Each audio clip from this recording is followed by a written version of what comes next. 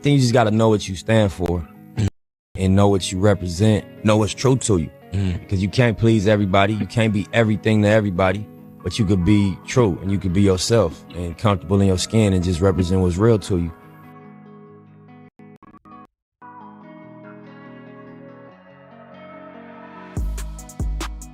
I'm very much in a space right now where I'm not doing anything that's going to compromise my peace and happiness. So I think just taking control, making sure you like maintain your power, don't give your power away to anybody. That I feel like is the key to like truly being happy.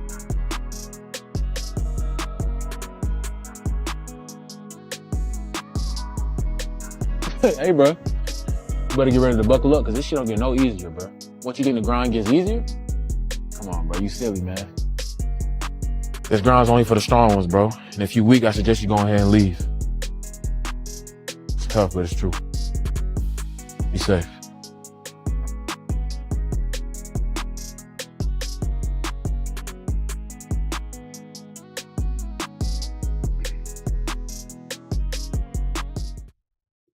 What's happening, everybody? It's your boy Creative. Go ahead, say it with me. We are back at it again to do what? To create something great. Now, today, super excited what I have planned for y'all today. We're going to be jumping into part 2 of our series that we've been doing. Now, if you want to check out part 1, I'll go ahead and drop that in the description for y'all. I just needed to clean up a couple things that I noticed that I exposed things like, yo, I needed to, but never mind. That's already been taken care of. But so we're going to be continuing our work to go over the FMP documents, right? So FMP is a place where we can be able to get different financial information, right? And the reason I like to use FMP because they're quite comprehensive.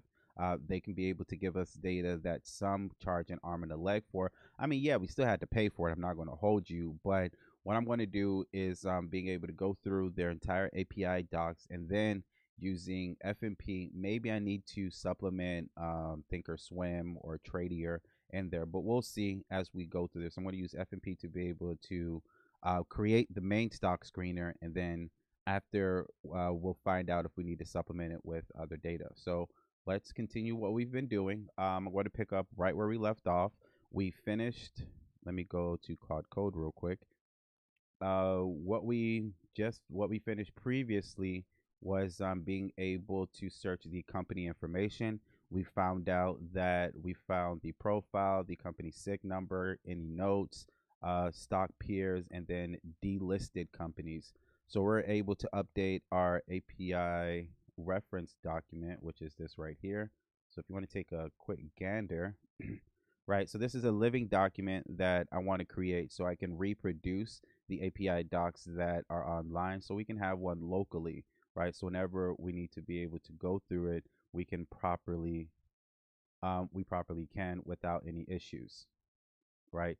So this is everything that we've done so far, and I'm using Claude Code in order to do this. This file is getting quite large, so what I'm going to do is just make a part 2 so that I can properly manage it, because having an AI go and read 1700 lines of code is definitely going to have it spaz out a bit.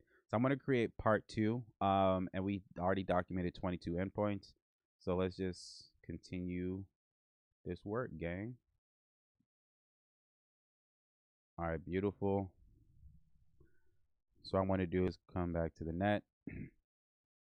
Now what we're on is the employee count and the historical employee count. So what I do is just I'm going to copy the endpoint.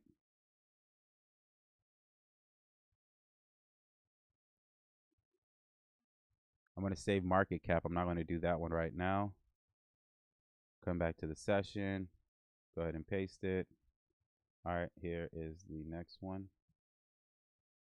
And what I'm also doing, again, I'm going to have a proper way to be able to break it down, but I kind of found Codex. For those that don't know, this is Codex.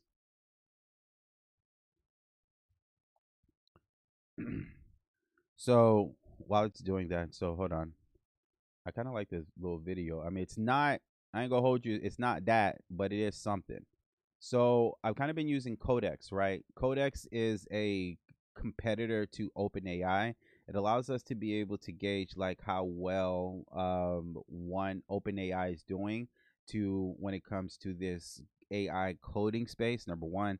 And number two, for them to be able to have like their own MCP, right? So I'm going to be using Codex, but I'm going to be using it as like my junior developer, and then Claude Code is going to be the senior developer. And you're going to see how that makes sense here. Let's come here, and don't worry, I'm going to create a proper video where like I actually break down Codex, Codex and OpenAI, so y'all can like properly understand them. Wait, you know what I forgot to do? Let me get you a little bit of the vibes. Test limits. One thing I need to do. Okay, Codex is already here, and I haven't been using it. And what Codex has been doing, again, it's my junior developer. It's like little admin stuff that I need to do. Like, okay, move this file and being able to make sure it's properly organized, right? Like, I don't trust it too much to write code yet. Reason being so is because like I still have my doubts as far as its capabilities is concerned. But y'all will see more when I drop that comparison of Codex and OpenAI. So again, I keep the work super simple as far as what it's going to do. So it's creating a file, it's moving the file. That's it, right? Basically drag and drop, right? All right.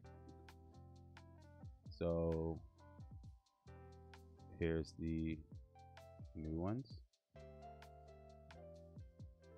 What I want to do, I need to drop the new files here.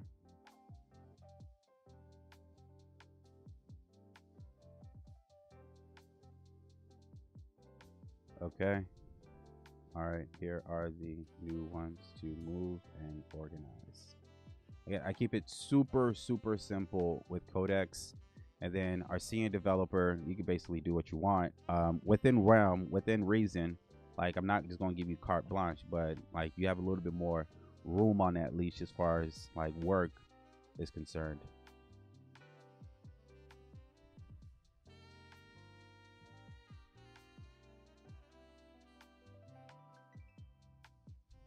What we're doing right now, we're testing the historical API endpoint for employees. When it comes to that data that's available, I never know what I may need it for. So I'm like, all right, why not? Let me just go ahead and give this a shot and see how well this works out.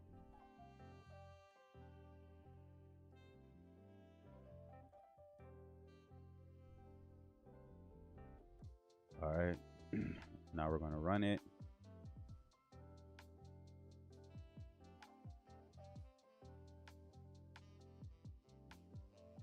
Once it's done, let me just check on Codex.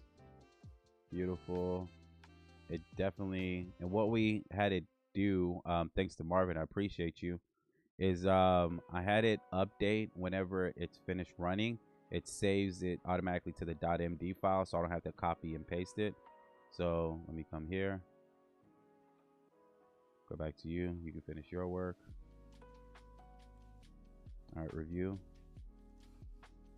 Then we need to create a part 2. That's funny.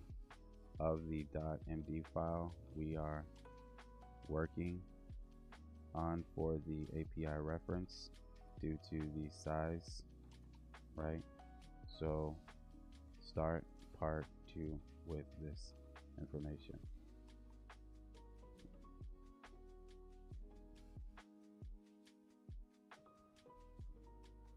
Again, we keep it super simple what I allow Codex to do. It's like, all right, bet, I thank you for doing that for me. You're super awesome. Now let's go back to Claude Code. Good data. Okay. I think that's Chevron. Not Chevron. One of the oil ones. Oh, that is Exxon. So Exxon. Right, we were able to find out that Exxon employees were 2 and 93. It's clearly bad source data creating part 2. Wait, maybe that's when it was launched. Maybe that was the first 2 employees. That's what I'm saying. This is data that we could maybe use later.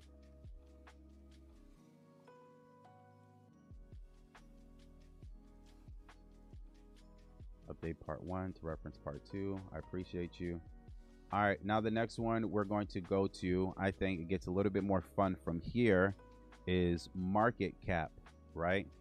So market cap is the market capitalization of a specific company on any given date using the FMP company market capitalization API. This API provides essential data to assess the size and the value of a company and the stock market, helping users gauge its overall market standing. That's what market cap is. So let's go ahead and grab this. I'm not going to do batch, or should I do batch? All right, let me bring batch on too. So I'm going to bring market cap, just copy that, and then I'm going to bring batch as well. And I'm going to grab historical market cap. All right, so we have market cap, we have batch market cap, and historical market cap.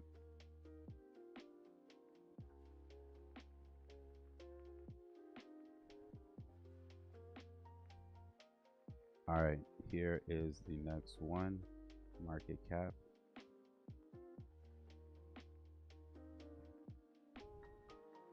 All right, Guwapiter. We're making our way through this. I'm not going to hold you. This is going to be a very laborious process, right? But it's the things that are a bit boring that definitely has the most dividends. One thing I kind of need to restart. I'm not going to hold you.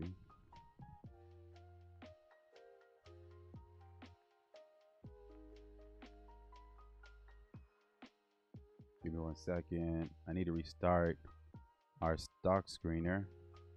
So I just remember how to stop it.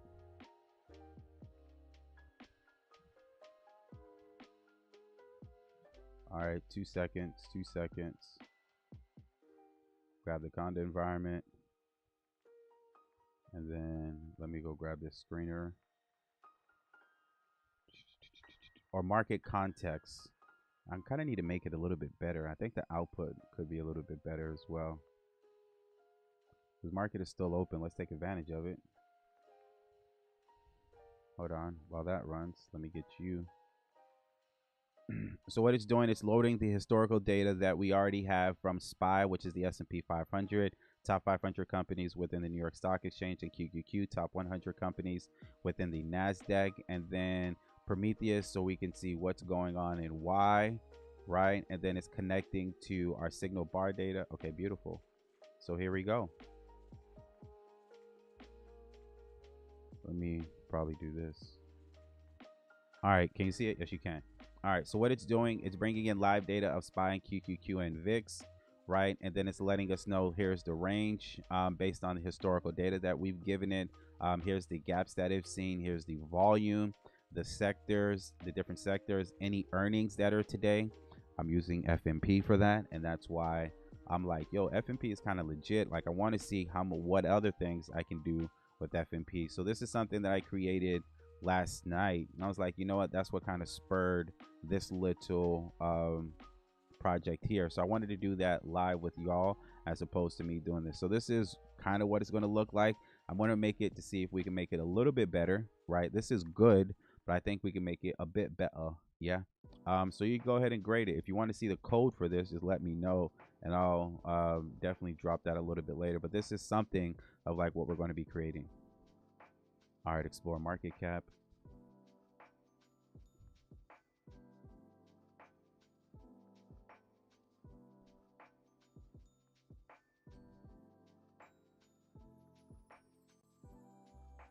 All right, back to FMP. Explore results, market cap.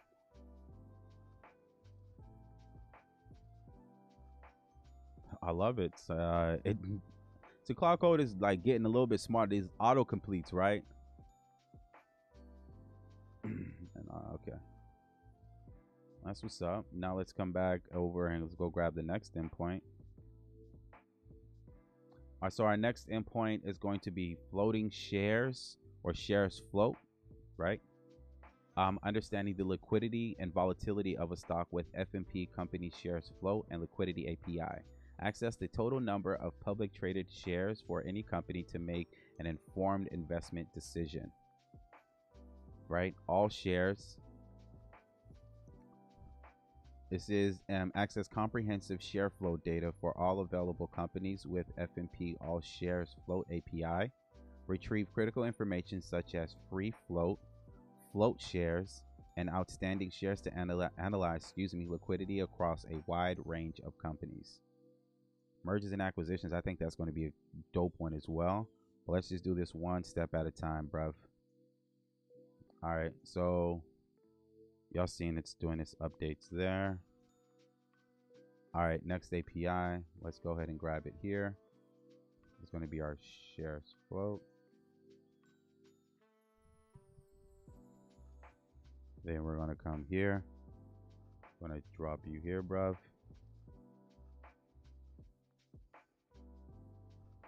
Beautiful, beautiful. All right, and the next one is going to be mergers. And I like this. I'm not going to hold you, like, because we can really go through and understand what's going on with our data. Let's go look at our screener real quick. Right, hold on. Good, the single call has the SEC source URL. All doesn't provide. Let me test more. Critical findings, international works. Let me create a script. Beautiful stuff, fam. Beautiful, beautiful, beautiful. So while it's creating the script, let's go ahead and look at our, and as you can see, it updates, right? Every 60 seconds, whenever there's a new completed bar, it updates. I'm not going to hold you. Like, if we can have it such that it looks a little bit like, if I can get it where it's like actually bar data, bruv. Hold on, let me paste this, and I'm gonna show you what I mean. I think we created something.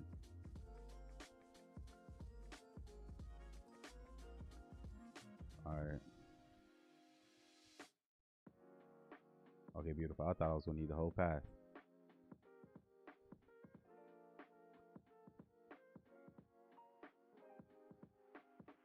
I'm going to show you what I mean, like, by the bar data, but 2 seconds. Beautiful.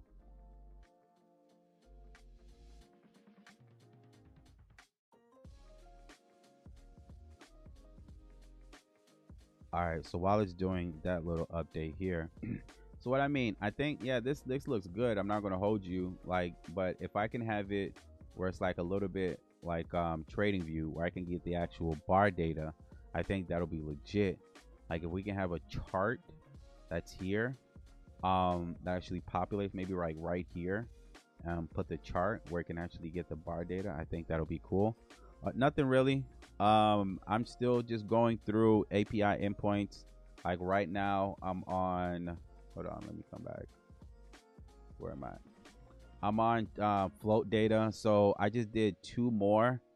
So nothing really. I'm on share float data. I'm just going over how I want to create the screener and how I'm discussing where I got the inspiration from. Okay, so it's ready for the next one. So let me grab the next one. So nothing really, Marvin. We still just like making our way through this. Like I said, it's going to be a very meticulous process because I want us to make sure that we understand what we have and what we can use from this data. I appreciate you for coming back. And I was able to finish up what I needed to a lot quicker than I thought. So now we're on mergers and acquisitions. Access real-time data for the latest M&A, which is kind of cool, right? And I'm not going to hold you, and I'm still flushing this out.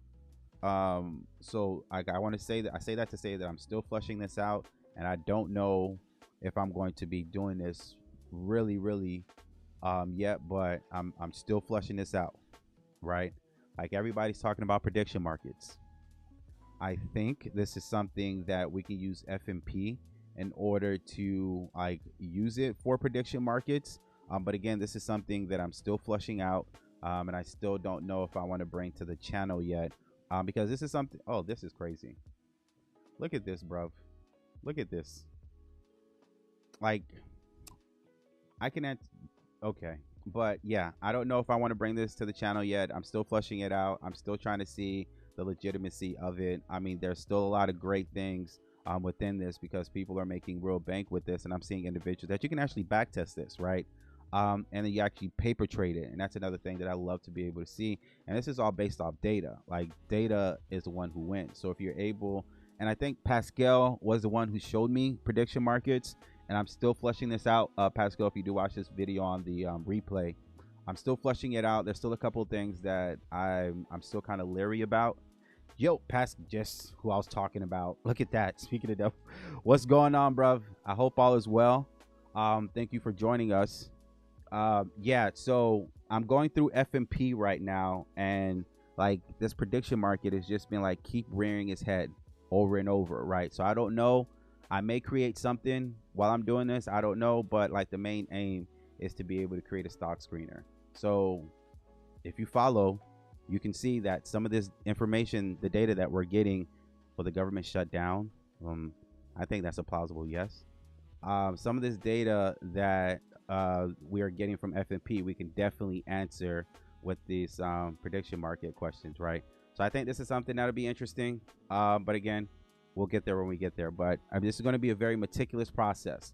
I'm going to be going through each endpoint using Claude code. We're going to figure out the particular use cases for it. And what we're doing is rebuilding the API doc so I can have one locally, right? So I already tested 22. Now we're up to like 24, 25, give or take, right? Because I want to make sure that I properly get how many 7, so 29. We properly understand what's here and what we can use FMP for. I bought some Amazon and it's hitting earnings within 5 cents and I banked. That's what's up. Amazon is something that, oh, did I show you this yet? Have I showed you this? So this is like baby Sona. And Sona is our AI that I'm like still kind of like tweaking around and building. And I figure like I want to do something super simple. So I created this. And I'm going to create something that's a little bit more traverse than this. So like when you said you bought Amazon, I think what we're going to be creating here is our stock screener. Definitely may be beneficial. I don't know. But one thing I want to say, this is not financial advice. If you do seek financial advice, please make sure you talk to a certified financial planner. Those that are licensed in order to assist you with your financial questions. This is merely educational. But I think it may be beneficial. I don't know. But what led you to that decision to buy Amazon? Was it just earning, or you just was always like, you know what, Amazon's always a good play? While you're answering that, let me go get this endpoint. So we're doing M&A now. Whenever you see this crown means that we may have to pay extra for it. So let's see if I could even get that, but let's try. I don't know.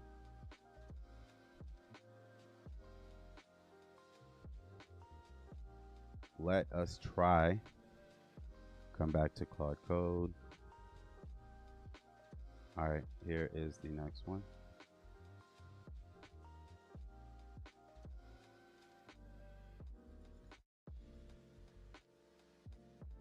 Is the music okay? I feel like it sounds like 5 cents to make 6. Yeah, no, that's like stupid. Yeah. And that's prediction market, right? Yeah, that's definitely prediction market. So did you use Poly Hunter? I know people now been cutting back on stuff like Amazon crap. Yeah, no, I get that, but there's like so many different other plays there that makes a lot more sense, right? Like being able to answer questions about earnings, you can do that all day, every day. Being able to answer questions, I think about sports, it makes sense just depending on your domain. Being able to answer questions about politics, I could do that all day, fam. And especially with the different systems. Hold on, 402. I told you that crown. Okay, so we could only get one of them. So now I know whenever we see the crown, I'm just going to skip that endpoint. Oh, please upgrade to be able to get access to this. If you don't get the fuck, nope. Yeah, no, it's dumb. I don't know why I'm a little bit hesitant to be able to pull the trigger on no puns intended with prediction markets. Like I see the benefits there, and like I see how we can be able to you can paper test it, you can back test a few of these ideas. There's so it's all about data. bruv, like you really don't have to know it like that. As long as you have the data, you can bank. So I agree with you, bruv. I don't know. I just have to maybe just keep reading and doing a little bit more research until I can actually talk myself into doing it. Because right now, like these option trading hasn't been bad. Mergers and acquisitions results.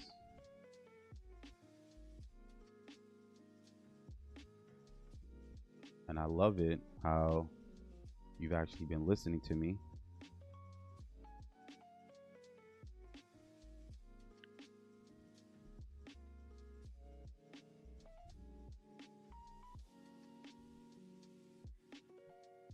Oh, did I ask you how you found?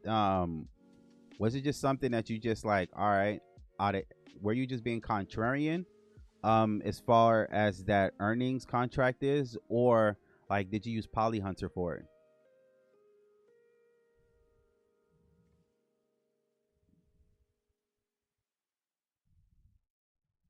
All right, let me go grab this next endpoint. So next one we're going to do is executive information, and we can kind of lump that in. So let me see if there's any crown. Nope. Yep, right here.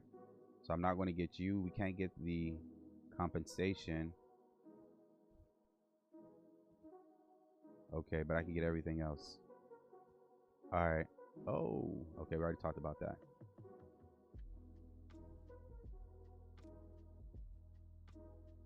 So I can't get that, so I'm not even going to try. Do you have any bots working on live options? Yeah, matter of fact, I could go run one real quick. Hold on. Review. There was one that I was running earlier. Hold on, give me 1 second. Review, and this is the next one. There's one that like I'm still flushing out. Because I think it definitely has potential. Terminal. Hold on. Let me show you. Because this bot is our afternoon bot. And I think, and the reason I'm like kind of interested in this one, because this one I think has a lot of potential. But again, I still have to like paper test it a little bit more. I should have done that earlier. My fault, y'all. Because I could have been running a bot with y'all. 2 seconds. It's like it finished trading in like 15 minutes. So let me see if I can catch a trade. But this is going to be like super. It's going to knock off this. I don't know. This is going to mess up the stats a little bit. So this is a bot that trades in the afternoon for us. Is it? Nope. Yeah, it just, look at that. Cutoff was the 15. So let me see if I can just tweak that a bit. Give me a second.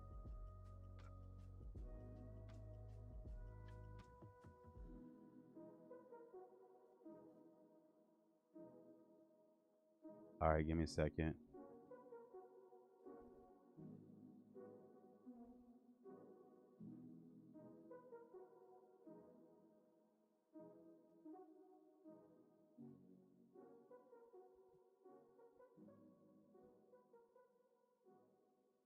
All right, beautiful. So here we go. I don't know how it's going to work. Yeah, yep. Because like the market closes in, give me a second.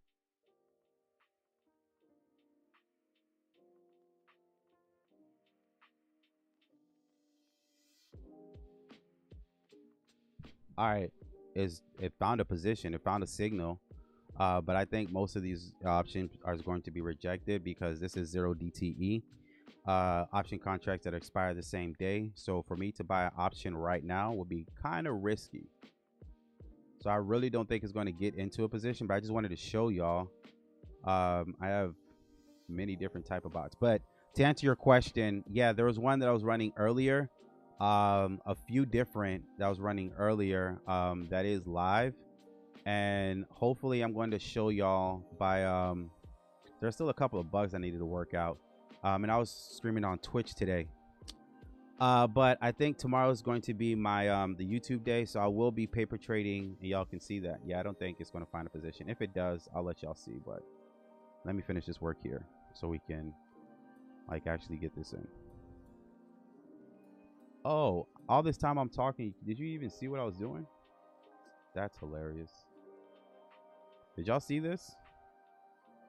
This is a bot that's running right now, and most of these signals are being the option is being rejected is because, I mean, it's like the slippage is like going to be crazy. It's finding signals, but like it's not going to pass because it's super late in the day, fam.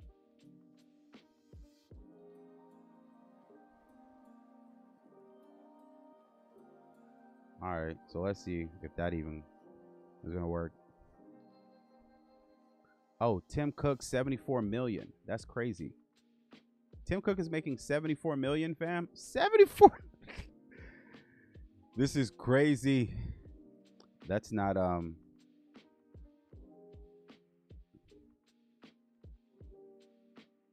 okay, this is just gonna give me like Tourette's right now. You're not gonna find anything, so I'm just gonna stop you. Thank you. I'll keep you running though.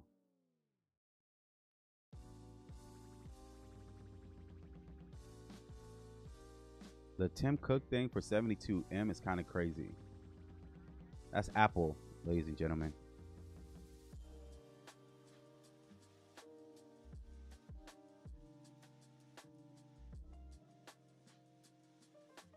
All right, I'm interested to see this output here.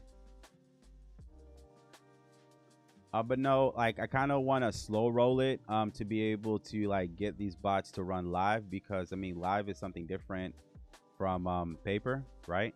Damn, that's Tim Cook. Okay, his salary is 3 million, but the stocks is 57 million, total 74 million. Then we have DeAndre Bryan. DeAndre Bryan, where do you work? Retail Apple. Okay. Oh, this is Apple. Everybody for Apple. My fault. Everybody for Apple. That's crazy. As a senior vice president, she's banking in $1 million a year. That's not bad, huh? Kate Adams, senior vice president, $1 million. Former senior vice president, still over 750K. That's kind of crazy.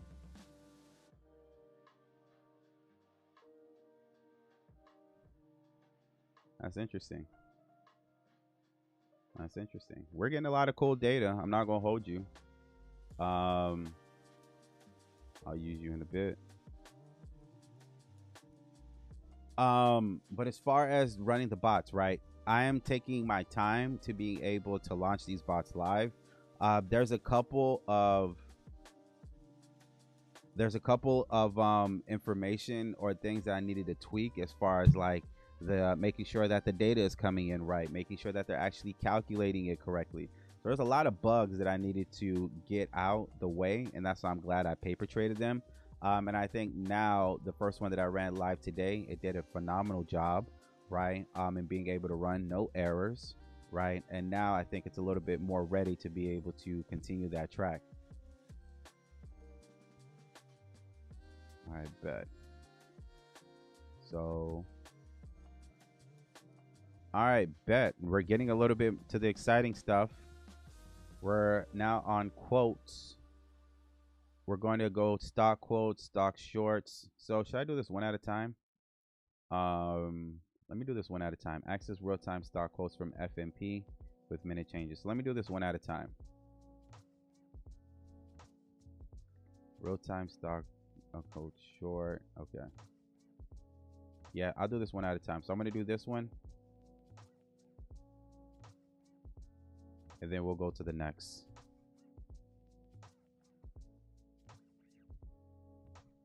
But hopefully, like within these next couple of weeks, like more bots are going to be like launched to being live, like, and they're actually going to be doing their thing. And the great thing I love about it is like we're not like super over leveraged, right? So review,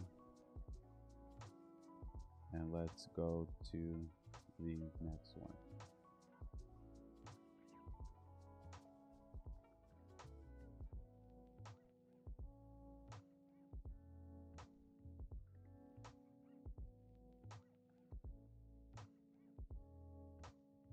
Beautiful, beautiful.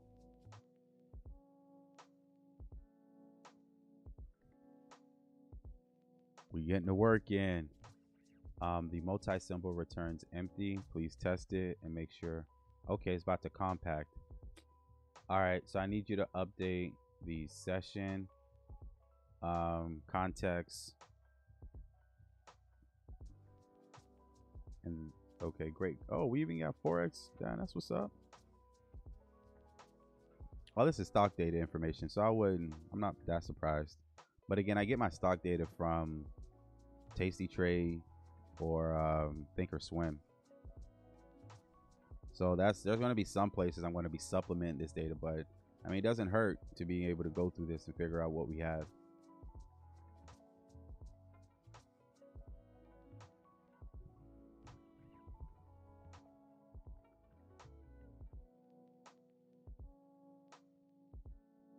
All right, Guopiter.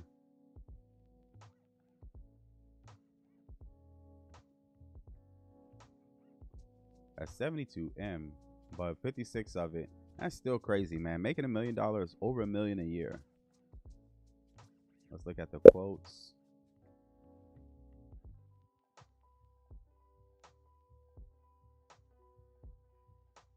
Okay. Beautiful. We getting comprehensive data. Now, oh, so the market cap is baked up in here too. So we get the 50-day average, we get the 200-day average, the exchange, where did it open, the previous close, the timestamp. The timestamp is in Unix. The change, percentage change, price. We get quite a lot of data. The multi-symbols doesn't work. It returns empty. But if we can figure that out, that'll be maybe cool too. That'll be dope. Across asset classes, oil is returning empty. SPX is returning empty. I think that's a format issue. German, Canadian, Japan is returning empty. And then a snapshot. Well, this is going to be helpful when we actually create our stock screener using FMP. So this is what's up. All right, beautiful. What I'm going to do is come here. And then I'm going to need it to update the continuity page as well.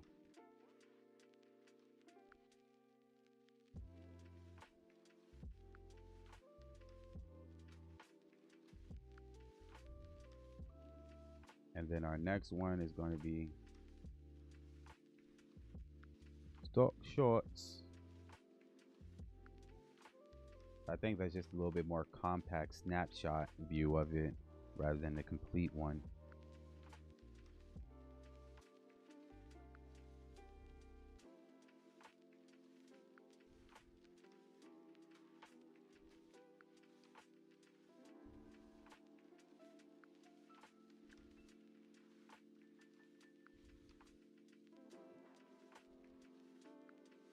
All right.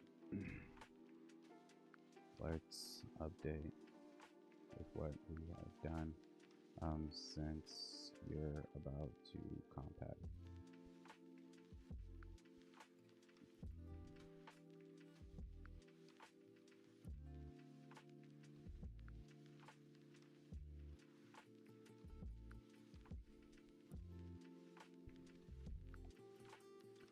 And I am using Codex as well. And I'm going to, like I said before, I'm going to create a proper video being able to go through the difference between using Codex, and that's OpenAI's version of Claude Code, right? But right now I keep it super simple whenever I use Codex. I don't do anything complicated.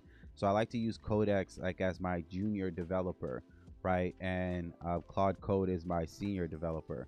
So when I say I keep it super simple, make a folder, move the files into the folder, and then confirm the files are in that folder. And that's it, right? I don't keep it. I mean, there's a couple of different things that it can do, but I don't want to make it too much, right? Because I'm not expecting that much from it. So what I'm going to do is let's go ahead and grab the new files. And then I'm going to have it file it away for us so we can stay organized.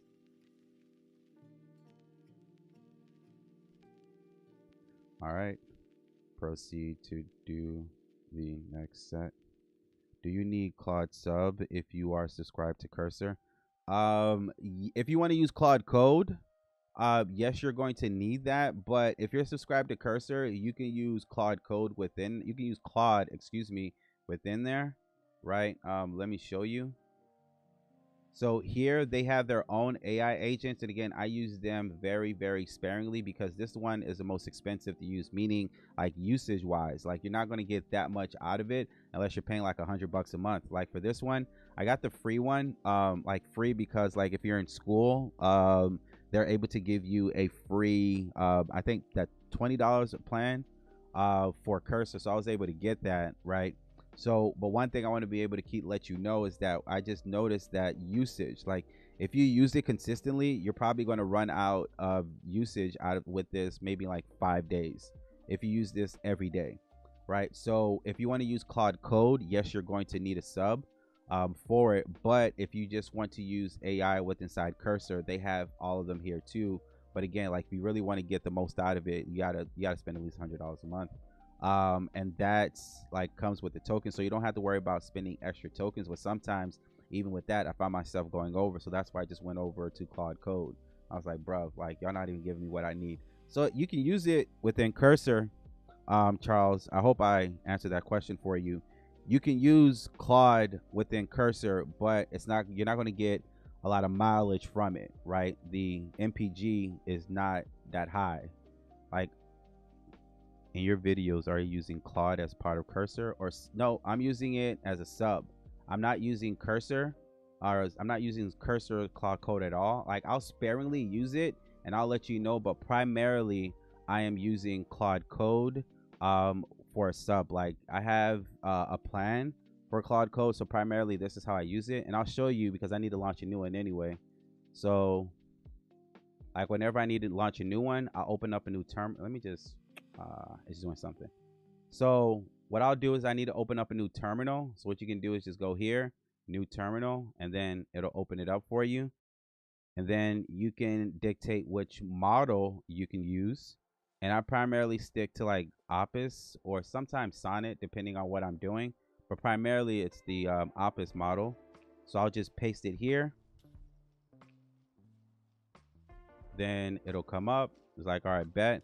One thing it'll let you know whenever there's a new model, it's trying to push you towards the new model.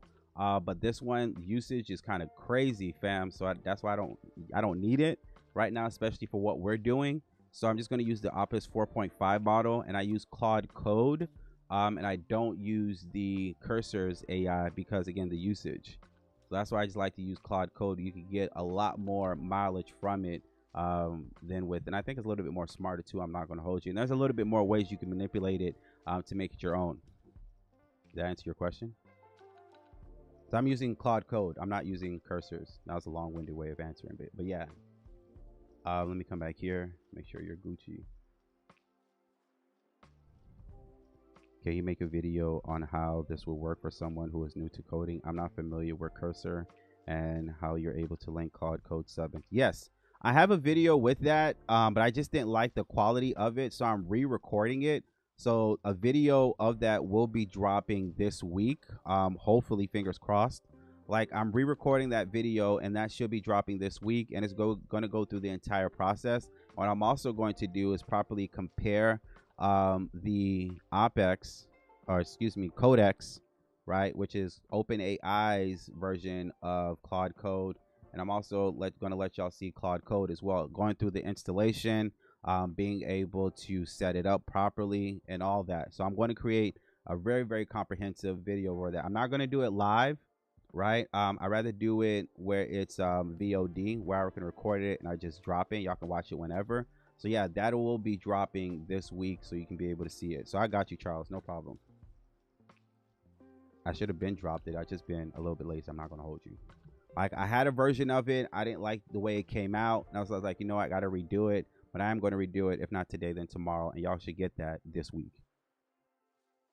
All right. Beautiful. So read before we continue our sprint. And this gives it everything it needs, right? Session context. It gives it the little prompt we have. What we're going to be doing. Here's the files, right? Here's how what I expect you to do. Here's what's available. Here's part 2, right? So I don't have to re-explain myself to it. So this is like a memory file that I've kind of started using. And I've also kind of started using Claude Code's memory as well. So what I also say is, all right, bet, now review the memory file within Claude before we jump into more work in this sprint. Then it's going to go look at the memory file. It's reading the file, recalling the file. Bet, now it's going to get more context.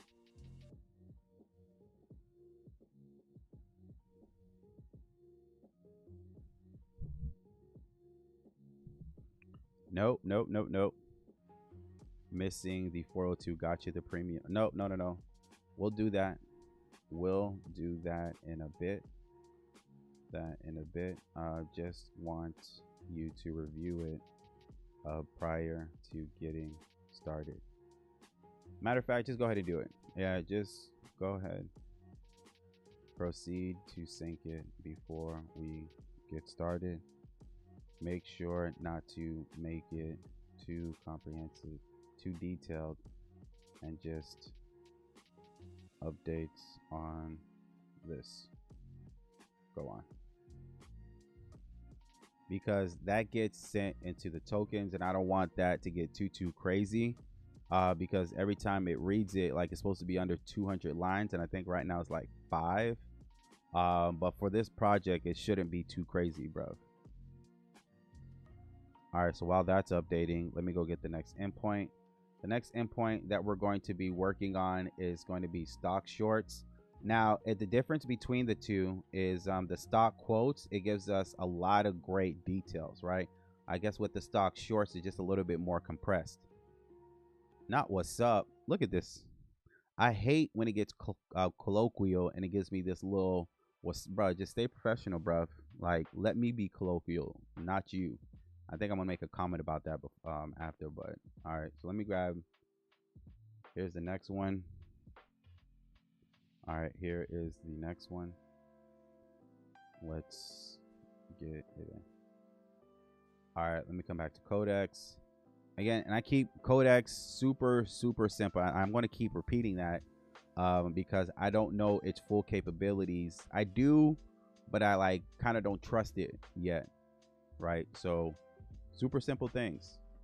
Read this file. Tell me what this file is telling me about. I'll use it like Claude, like ChatGPT, like another ChatGPT that I have here, right? So that's basically what I use it for. Answer this question for me. Explain this to me, right? When I don't want to use up the usage in Claude. Okay. Damn, that was quick. Script is ready. Run it. Bro, you already created the script.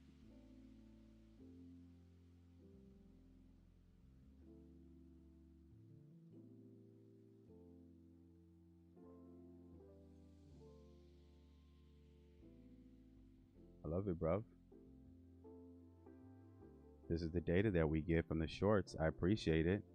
I mean, you're going from stocks to ETFs to cryptos to currency. Whenever you see Forex, don't let that scare you. That's just currency.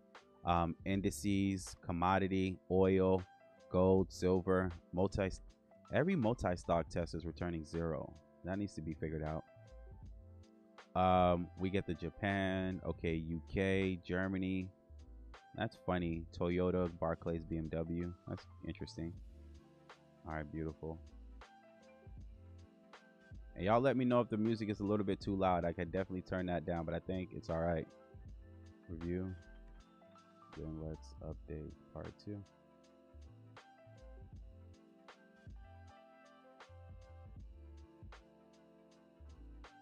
Let me see how long part 2 is.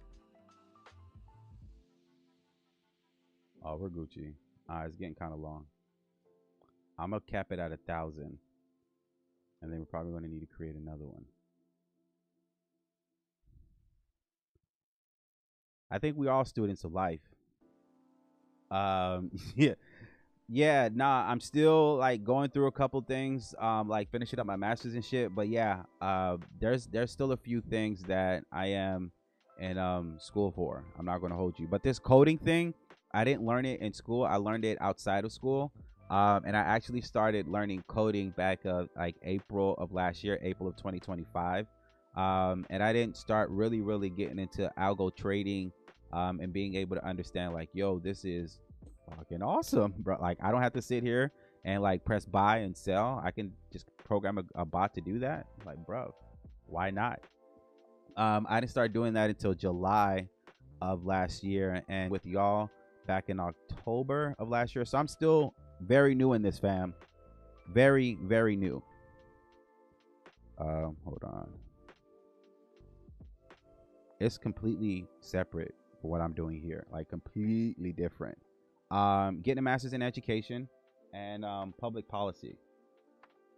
So completely different than what I'm doing here. So when I say follow me, bro, but don't follow me, but follow me.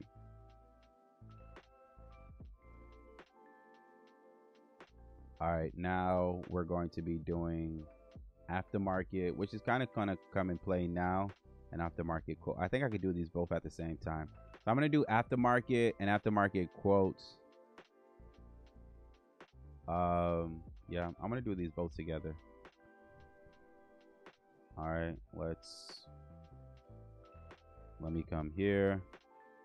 All right, let's move on to now. All right, Guapater. Yep. That's why I brought them over to you. I love your persistence. I'm slightly older, background in accounting and finance from the UK. What's up, bruv? I appreciate you for stopping by, and let me know if I'm being a little bit too much with these accents. For 5 or 6 years now, but this stuff looks super interesting. Yeah, I'm not gonna hold you. Like, this is something that if you follow me, like, it looks ideally so that you can escape having to work. I definitely agree that 9 to 5 is not it makes sense for nobody. I mean, for some, but it depends on like what you define as to 9 to 5. But I welcome you to us, and as accounting and finance in the UK, it's a little bit different, but it's a little the same, right? I think if you can be able to understand numbers and just being able to pick a language that makes sense for you, like Python made sense for me because when I wanted to start, like I wanted to become an AI engineer. So I wanted to be able to create like different AI agents for companies and for like different schools and things like that. I mean, yeah, I kind of did it a few times, but it was like, yo, that's not what I wanted to do. And I don't know how I found algo trading, but I did. And I was like, bruv, where life, right? But I say this to say is that at first it may seem a bit daunting, but as long as you stay consistent and as long as you're able to put the axe to the grindstone, right, and as long as you're able to put more wood in that fire, right, like it's definitely going to pay off. When I first started, I was lost. I didn't know what the difference between a boolean and an integer was, like shit like that. I'm not going to hold you. What definitely helped me was a few things, but what definitely helped me was W3 schools. W3 schools, I went through this like 30 different times, just the same lessons over and over again, so I can actually understand what I'm doing. I would recommend doing that. Yes, AI does help us being able to shorten that learning gap, right? It's the ultimate equalizer, but you have to be able to understand what the hell it's doing, right? If you don't understand what it's doing, then when it's trying to fix something, you can't like stop it in its tracks, right? Because at the end of the day, I keep saying that it is intelligence, but don't forget what's in front of the intelligence, artificial, right? Shit's made up, but it's still intelligence, right? Quote unquote. Yeah, no, W3 schools, I'm not going to hold you. Like, this is, it's going to seem a little bit elementary, but I think it definitely makes sense for those, like, if you want to get started, go to W3 schools, and it definitely helps out. And I think I may even make a video being able to go through these different examples. I wanted to learn C++, but I was like, bro, for my use case, that just doesn't make sense. So I know it, but like I know it because of school. Like, who hasn't taken a C++ or object-oriented class? I know Java. SQL is just database, so don't let that scare you. This is, I don't know, I know it, but like I don't know it. Like front end language, your HTML, your CSS, your JavaScript, like I know it, but not as well as I know Python. Python is my bae. All right, yeah, but W3 schools. Another thing to be able to keep in mind is Pandas, right? Great at being able to break down what Pandas is. Pandas is basically the Excel for Python. NumPy is basically the Python calculator, right? So there's a lot of great things that you could be. The Django I just found out about like 3 weeks ago. I didn't know how powerful the Django was. I was like, bruh, I made a whole e-commerce store with the Django, right? And it's kind of lit. So the Django is definitely something to be able to look into too. I'm sorry, I just gave a little tangent. I hope that was valuable. But now, bruv, what made you, or what is making you want to be able to like get into coding, Charles, or like being able to see? Let me back up first. What language do you want to learn? Okay, did I do this already? I don't think I ran it. Okay, so let me run it.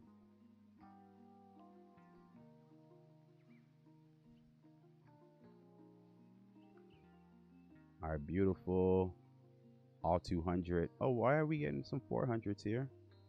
402. So we getting some errors. Want to find out why, bruv.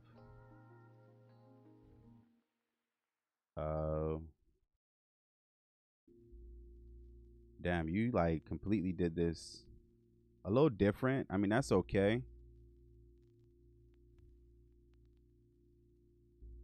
And you like streamlined the hell out of this. That's okay. It still got the job done. All right, that's not bad. I'll take it.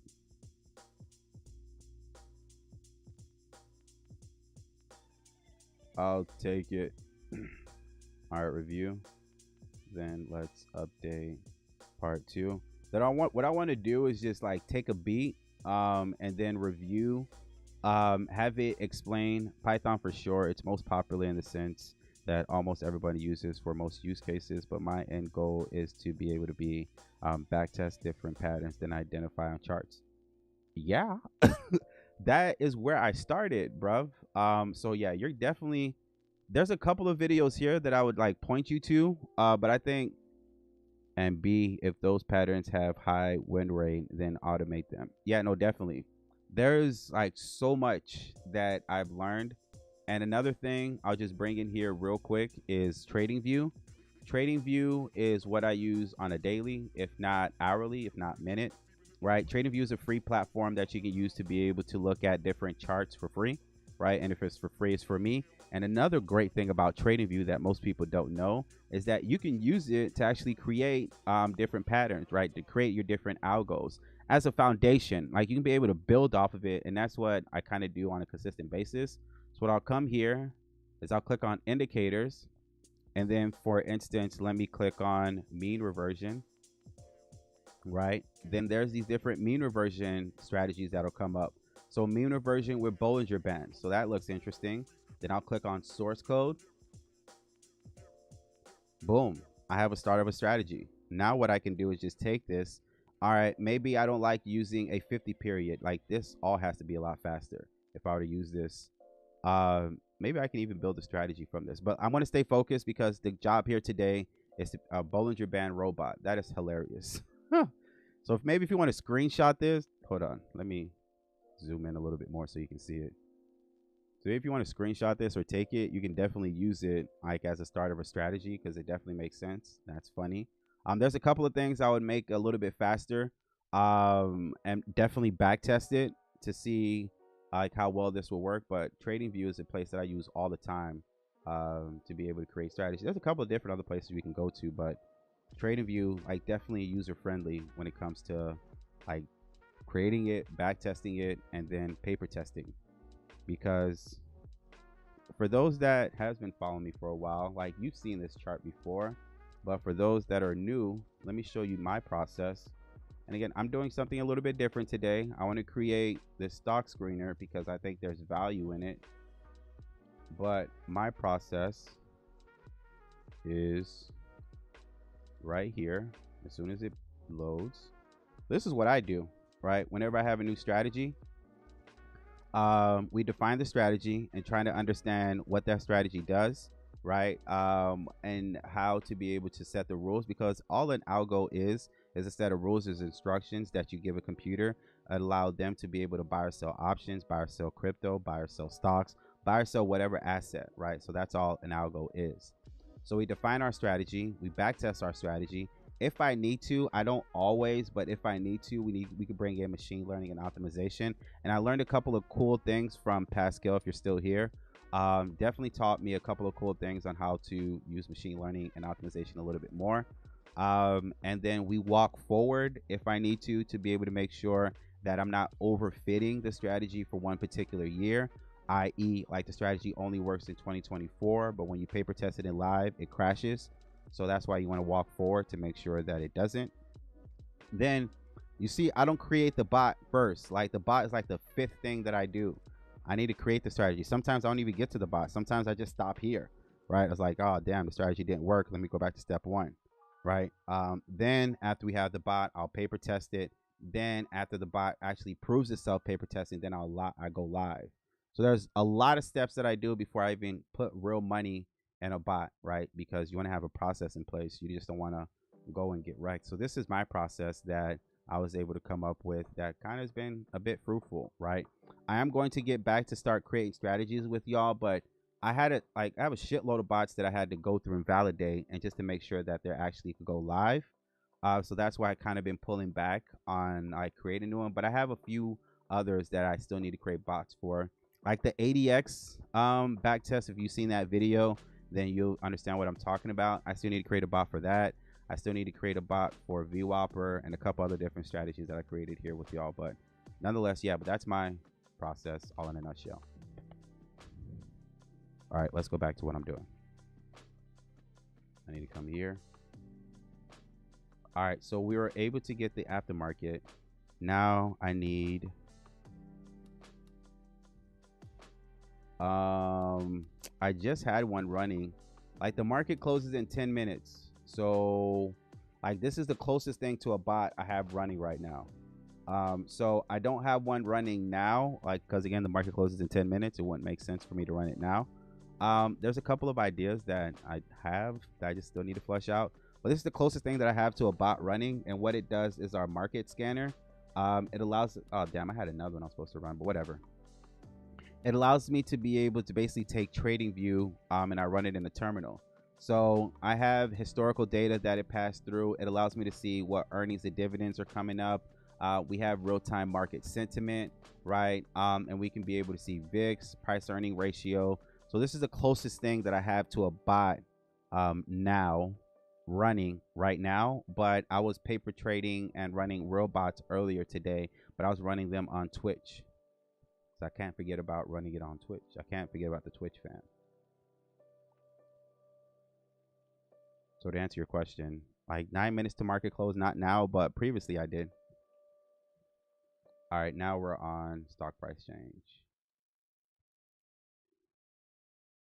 I remember the crown. We can't do the crown. All right, none of the batch I'm going to do anyway, so I don't need that. Like I can just work that on my end.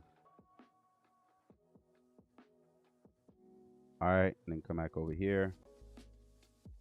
Oh, before we move forward, can you explain the data we have so far and the use cases of it?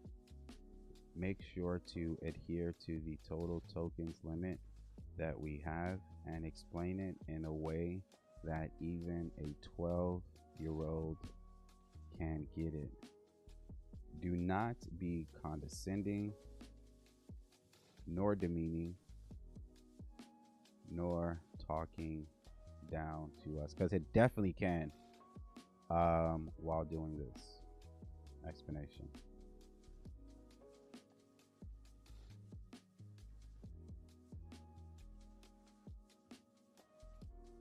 Before I go, so I just want to be able, just a quick check for understanding. What do you get? What do you understand? What do you do? All right, beautiful.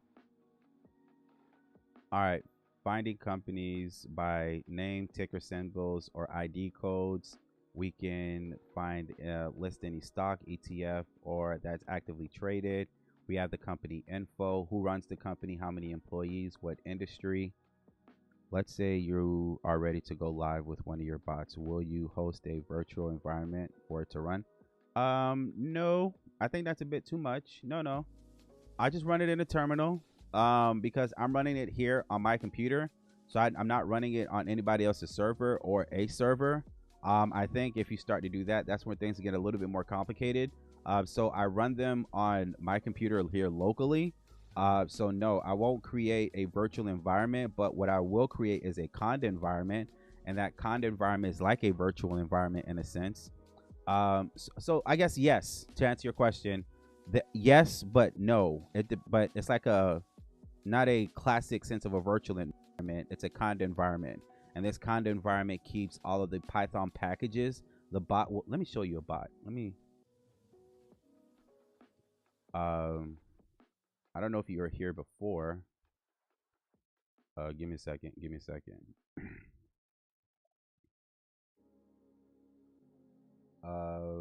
Let me run this bot. No, let me run you. So here's an example of a bot. So what I'll do, I'll open up a terminal and I'll run them in the terminal and I'll just hit start. This is the hardest part of it. And then it runs. So this is an example of when the market is open and their particular strategies, right? So what this bot is saying is like, all right, bet. And it gets a heartbeat every 60 seconds. So I keep it super simple. But doesn't your machine need to run all the time? No, because I don't run them all the time. I only run them when the market is open, and they don't run like all the time. Like my bots have schedules. Like this bot right here only runs from 9:30 to 11, right? So it's not like cryptocurrency or any other assets that like are open 24/7. So the market or futures, right? So my bots only trade options. And with only being able to trade options, you trade when the market is open, right? I mean, you can try to do your pre and post, but that's kind of annoying. So I only trade when the market is open, and they only trade between certain times. So these bots only trade between 9:30, the majority of them, 9:30 market open, and they probably are done trading between 11:30, 11:45, or 11:44. That's when the last bot is allowed to take a trade. So they don't run all day. They only run when the market is open and when I start them. That's contrary to belief. So it's not like cryptocurrency, like, or meme coins where you need to run it, like it needs to consistently run. That's where I started, because I started with market making. So I used to have a bot that would just run consistently, right? And it wouldn't drive my computer crazy, because this Mac, my little baby here, 16 gigs of RAM, and it ran it beautifully. No problems at all. I don't have a GPU. This is a CPU. Right, and it was able to run beautifully without any problems when I used to run it 24/7. But then I found options, and I was like, yo, I think I'm going to sit here. So no, it doesn't run 24/7. That was a long-winded way of saying no, it doesn't run 24/7. It's only session dependent and then market dependent as well. I'm just running it right now just to be able to show you an example. So that's a bot for you. And we have a few of those that currently validated. All right, size ownership. And this is what we're going to be building, is a stock screener. Show live process, track after hour moves, research a company, find undervalued stocks. Maybe. I have a little algo that I can put here for little undervalued stocks, but okay. The foundations of a trading app, researching tool, or dashboard. All right, bet. So we now know what we have. Let's keep going. All right, let me let you just stay over here. Okay, next thing.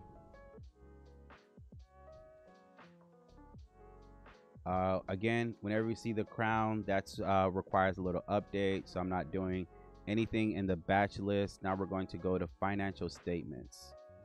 So this is where it gets a little bit more fun. We're going to go to income statements for our next one, and I'm going to do this one at a time. So I think we have to just respect what we're about to get here with these financial statements. Quite comprehensive, fam. Quite comprehensive. This is probably going to take me a bit. I got 8 gigs of RAM. No, 8 gigs. I would probably just run 1 or 2 at the same. I'm not going to hold you forever. Like I run like 12 bots at the same time, right? So having 16, like I kind of need that. But having 8 gigs, if you're running one bot, 2 bots max, I don't think you're gonna crash your system, right? And it's all depending on the software and how you do it. If you're running Python, like how many other different things if you're doing. But with 8 gigs running like your personal bots, like it shouldn't crash your system with 8 gigs. I needed 16 because I'm running multiple. I'm trying to figure out, because it's like throwing darts, right? I just don't want to one shot, right? I want to be able to have multiple shots at the same time to see which one hits. And then once I figure out which one hits, okay, you go live, and others you still paper test. Or if I don't like the way you're performing in paper testing, I'll just retire you, right? And then go create another one. So I needed that much because there's a couple of different things I'm doing with my computer. But 8 gigs should be more than fine. I really think more than fine. Matter of fact, instead of guessing,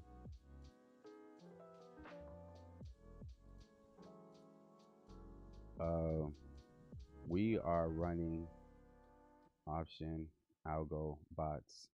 Would 8 GB of RAM be enough?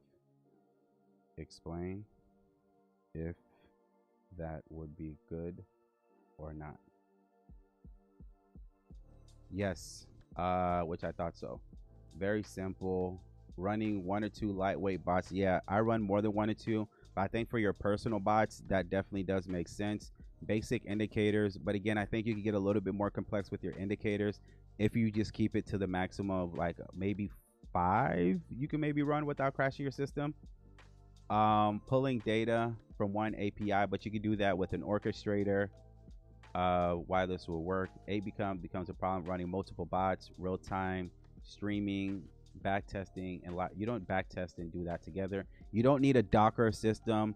You don't need AI or machine learning or LLM agents in this, right? You're not storing historical data. You don't need to be able to run a dashboard. So all this extra, I should have just explained it myself, because all this extra stuff you really don't need. Like keep it simple, and you'll be good. You don't need Docker to run a bot. Also, all right, let me come back here. All right, let me stay focused. Let's come back to what we're doing now. Next one is going to be income statement. But to your point, 8 gigs I think should be more than enough for you forever.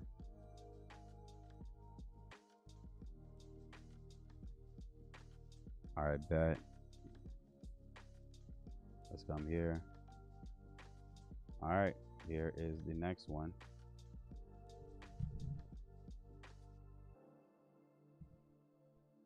Market just closed. Bet. I love it. You cycled, no problems. Market closed. So SPY and QQQ closed down a bit. Then we have earnings. Coca-Cola missed. Spotify. Oh, that's why Spotify was up, because it beat its earnings by damn near 55%. CVS beat its earnings. Then we have a couple of dividends that are coming up. That's what's up. We'll just wait for the next market open. I thank you for doing your job. You're fantastic.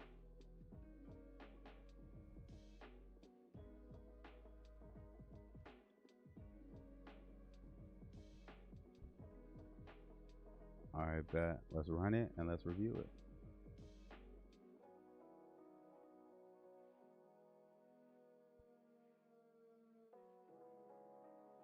That's what's up.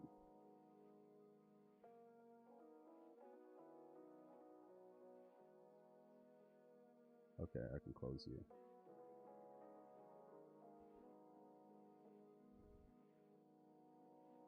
This is a bit of a laborious process, but I'm not going to hold you. Like, it'll be beneficial at the end when we're creating our bot, our stock screener for this.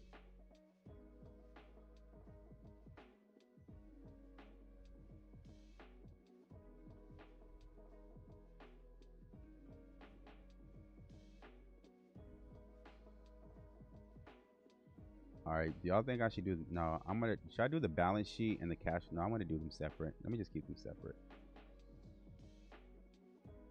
So next one up is going to be the balance sheet.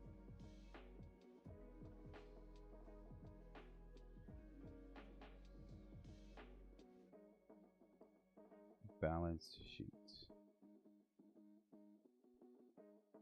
All right, income sheet is a report card of the company, the revenue, where they earn minus with the expenses, and net income, what's left. The EPS, earnings per share, is the net income divided by the shares.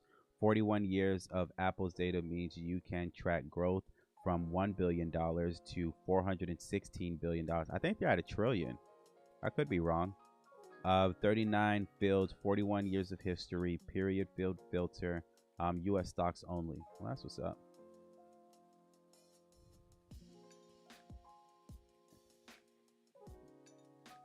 All right, let's go run our balance sheet.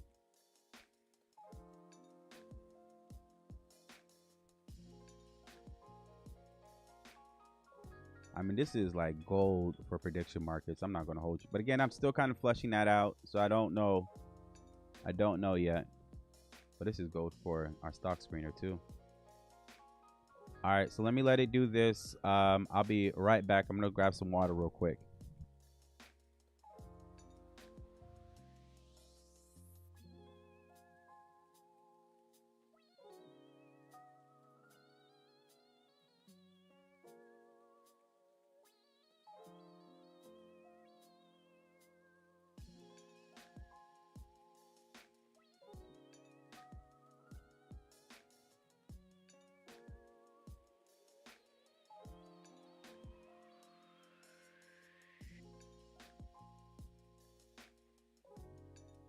Look at that. I appreciate that. Balance sheet equals the snapshot of what the company owns versus owes. Asset minus liability equals equity. Beautiful. Shareholder value. Apple's negative equity, returned earnings. Yep. It's because of the buybacks. Cash flow. Yep, cash flow is next.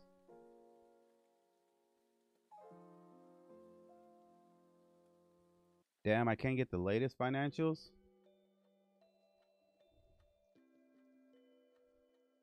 Kind of crabbing on the latest financials, bruv. Oh, damn. Hold on.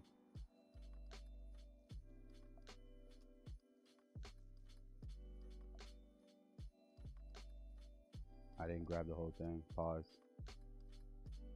Hold on.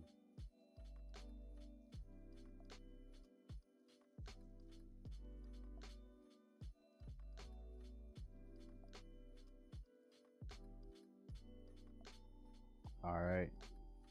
Thank you. Photosynthesizing. Isn't that like what bees do to plants? No, photosynthesis is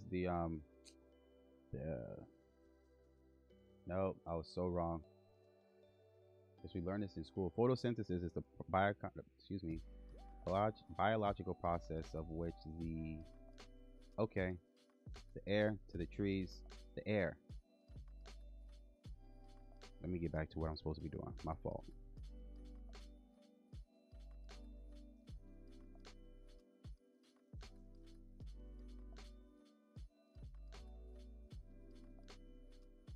You got the cash flow. Let me run the cash flow. Oh, fuck, bro. You were supposed to create the script, bro. You were supposed to do that first.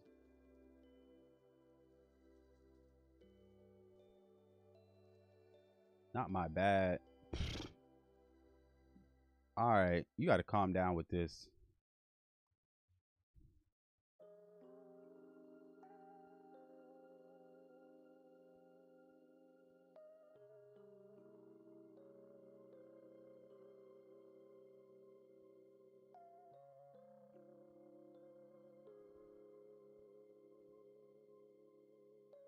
Beautiful. Now we have cash flow. All right, we need to go clean this up a bit. It's getting kind of wonky.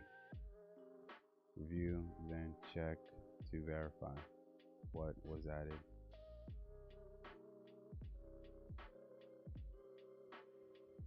All right.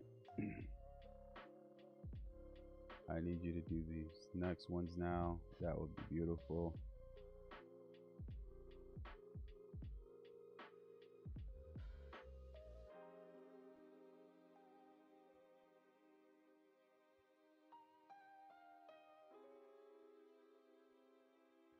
Let's do the next set.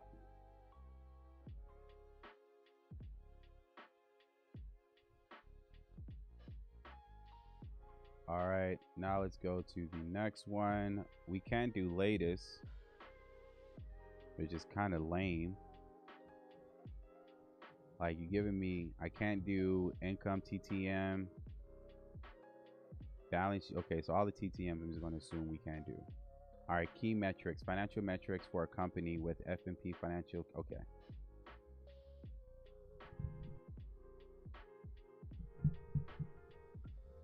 All right, let's try a different company besides Apple. One of your ADX videos was the why not. I'm going to that ADX one, like I'm kind of waiting until like I retire one of these bots before I make another one. Yeah, no, it did. And most of our backtest dudes, but yeah, it did. But I'm kind of waiting like for me to retire a bot for me to make another one. Like there's like 4 bots in waiting right now that I have to make, but I want to wait because like I want to launch one of these bots to go live. So I don't want to keep making bots for paper testing because I'm forgetting the goal, right? The goal is to be able to like make a little bit of money. So I'm waiting for me to be able to validate some of our bots that are paper testing right now, either validate or retire them. And then once I go through that, I need another week or so of being able to do that. Then I'm going to make the ADX bots and a few other of the ones that that need to be created. But yeah, no, I agree with you. That one's just like sitting and waiting right now, based on the performance there. I have a few more that I'm like have been playing around with. As far as to make. All right.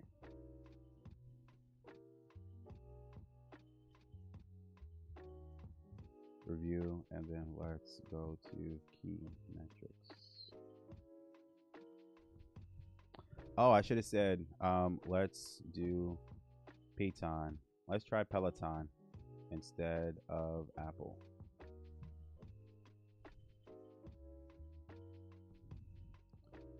Please do set up a website. I see your channel is similar to the Parliamentary, who also makes some super cool videos.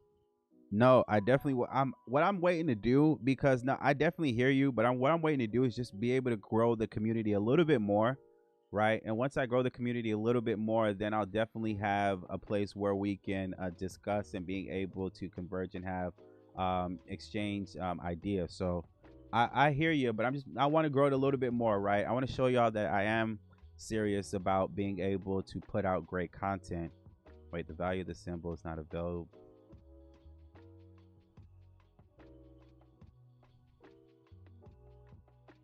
Wait. Okay, so you were able to get metrics, but what is this? The quarterly. The premium quarterly special endpoint. This value is set for the period. It's not available for under. Oh, damn, you sucker. That's crazy, fam. What is this metrics? Oh, please. Thank you. I was about to say, I thought I got you started.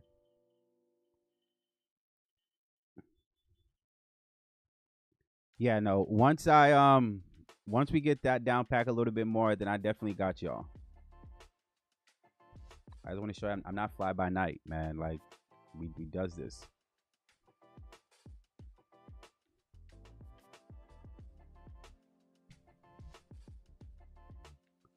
All right, then we have, damn, y'all limited me so much, bro. Y'all give me annual, but I can't get the quarterly. That's crazy, bro.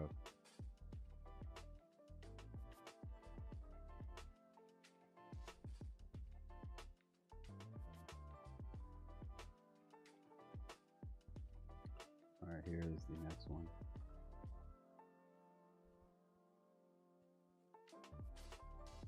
We tested 41 endpoints so far. And I still have a few more to get through.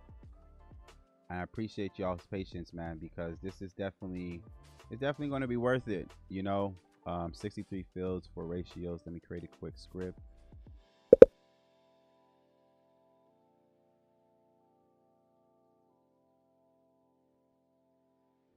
Explore ratios. This is going to definitely be a good stock screener that we're going to create.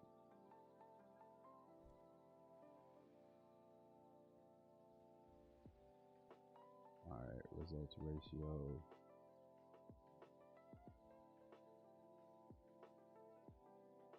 All right, let me come back here.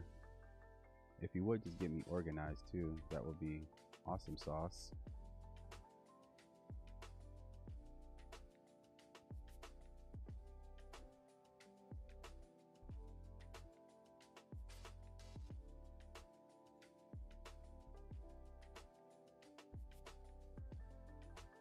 Okay, then we have financial scores. I can get that, right? You're not limiting me there.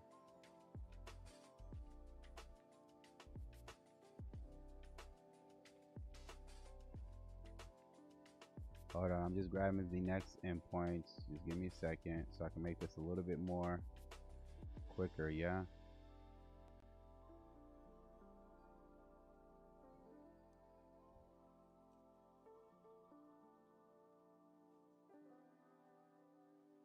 And the reason this all will make sense, like for the stock screener, right? Because you don't just want one that is super simple. Hey, this stock 50-day average is above or below it, right? Like you want something that's a little bit more comprehensive. So that's why I'm taking the long way for us to be able to get to Rome, not just taking a plane, right? We're taking a ship there. Key metrics, ROE, okay. All this is going to make sense when we make our screener, bro. All this is going to make sense when we make it, bruh. Tesla, that PE is crazy. All right, here is the next sets of endpoints. I'm doing 3 at the same time. For this one, run a few C-curl terminal commands to make sure you get the request parameters and output format. Then let's create the script.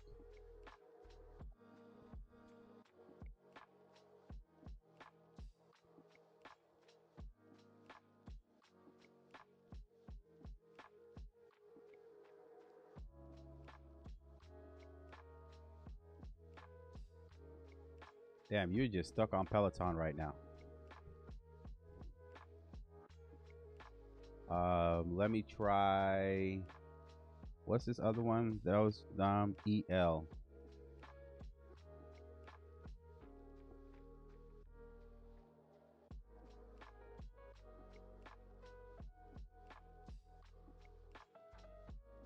Let's wait, fucker. Let's switch from Python and go to EL now.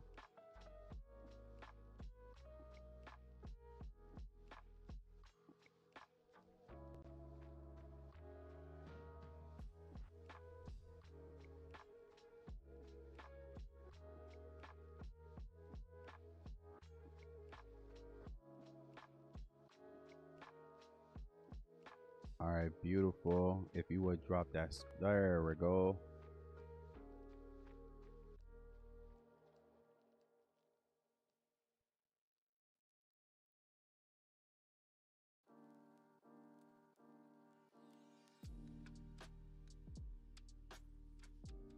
Beautiful stuff. Beautiful stuff, ladies and gentlemen. I think EO just had earnings today. Results, scorecard. Okay, where are you at? Like you bullshit me right now.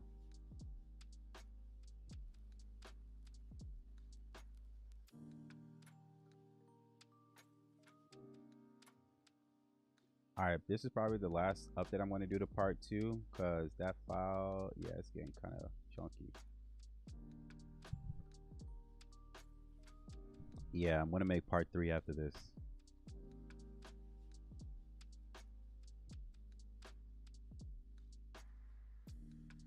This is nice, bro.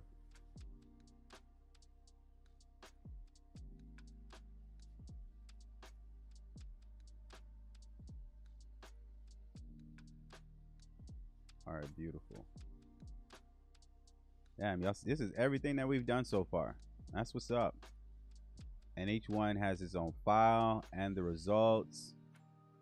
I like this organization.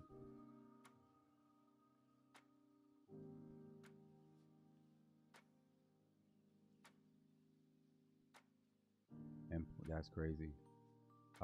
Income growth. I kind of want to be petty and have it skip 45. If you know, you know.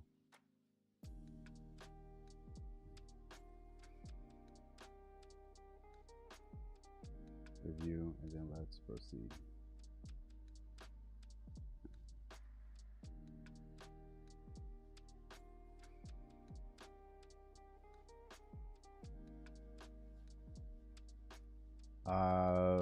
I should have it do Coca-Cola or Spotify.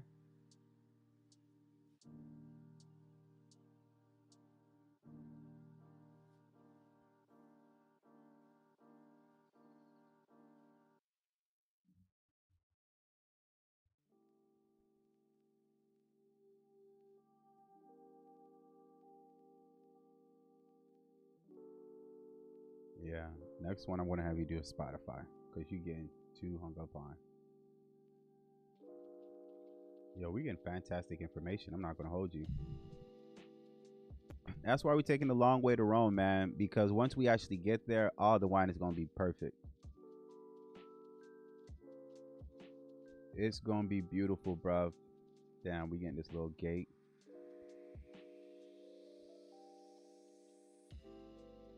Okay.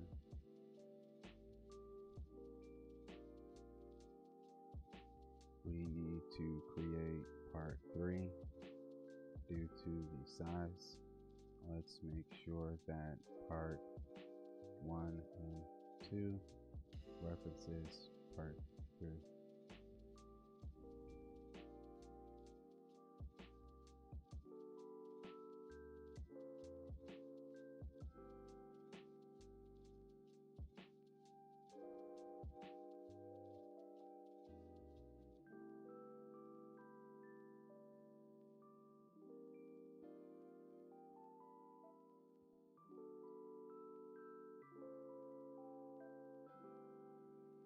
Nvidia revenue growth is 114%.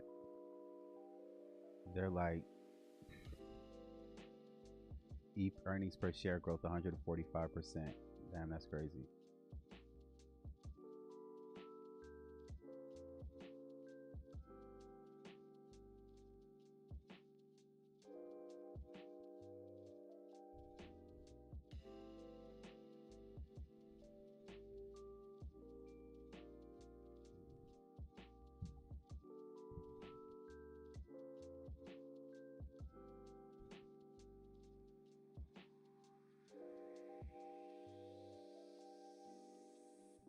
And then we have like 3 more, maybe 4 more sets that I want to go through before I can actually get into the stock screener. Again, this is going to make sense. Okay.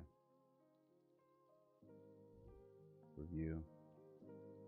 Then let's proceed to this one.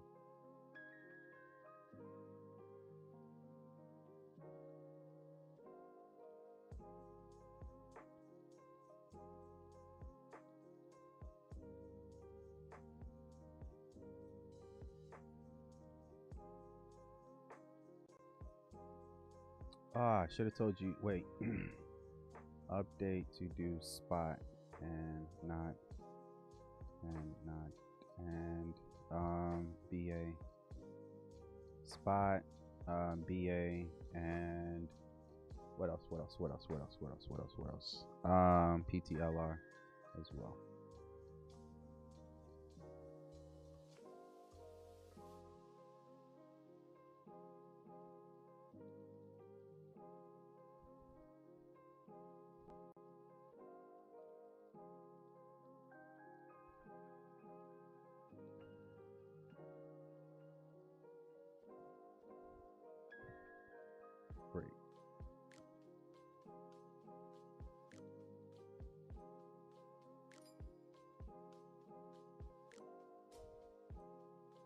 that. I love it. I love it. Debt, equity, growth. Damn, it even shows you how much debt that they have, man. This is quite comprehensive, man.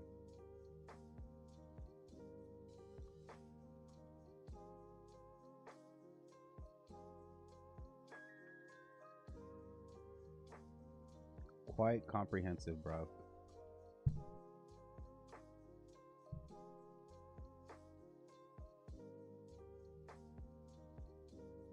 Yeah, ETFs are not going to give you these type of information readily for free.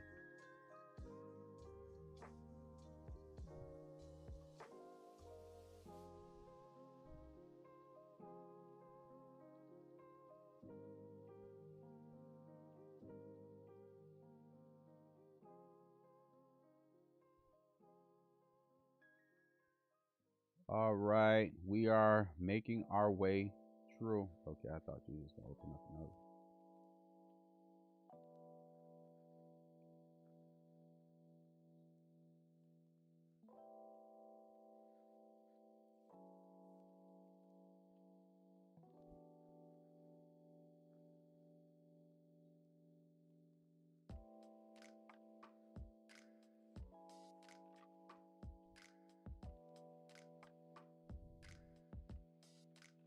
Oh, we're about to say we got stuck. Results, cash flow growth.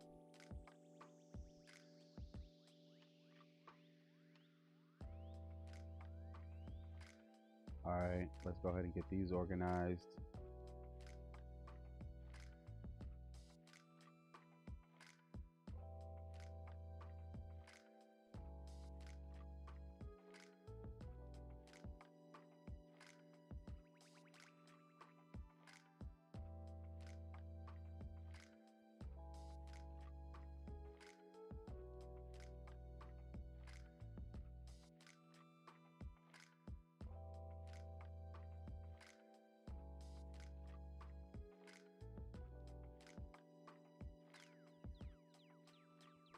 And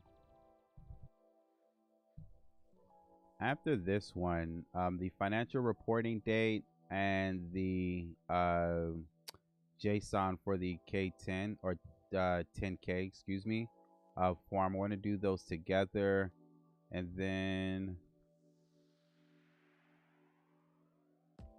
this could be okay. I'll do those together. Maybe should I just keep them? Yeah, because it's quite comprehensive. Let me just keep those separate. No, excuse me, for the financial reporting date. Yeah, I can do the financial reporting date in the K10 together, so that's fine.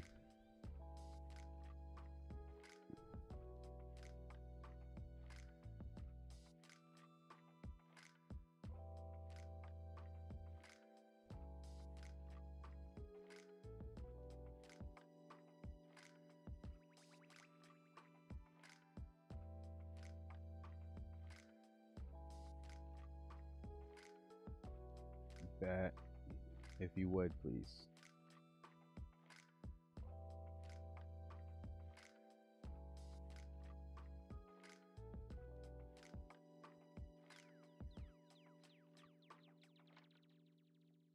Damn, Spotify earnings per share was just ridiculous.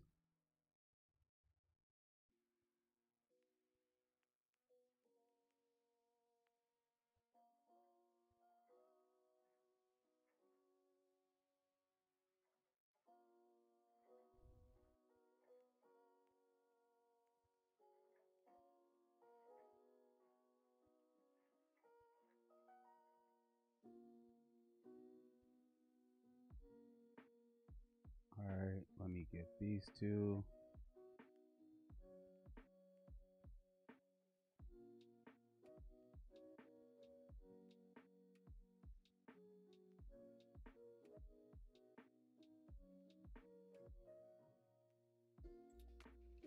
Yeah, now I'm thinking I probably should just do this by yourself because this is ridiculous how much data this is.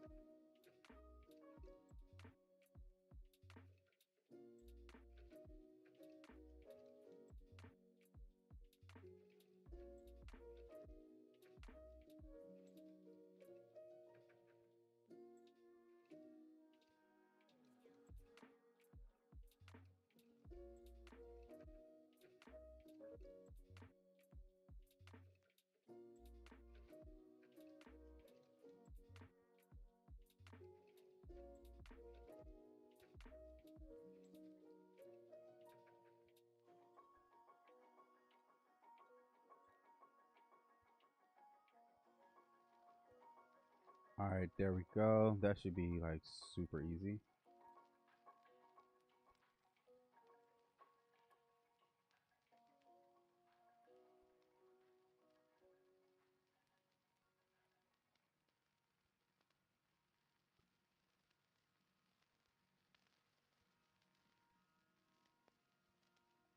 All right, bro. You really should like get a move on being able to organize these files, because it's the only thing you're doing, bro.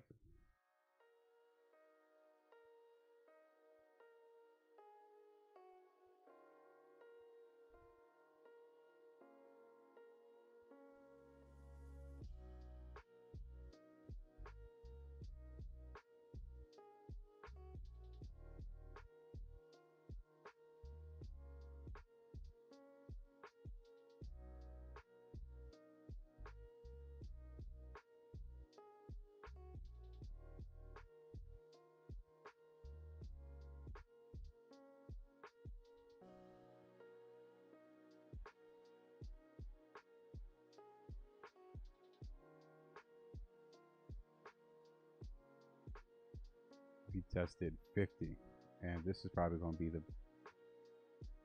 yeah, it's 50, huh? I mean, some of them are grouped together.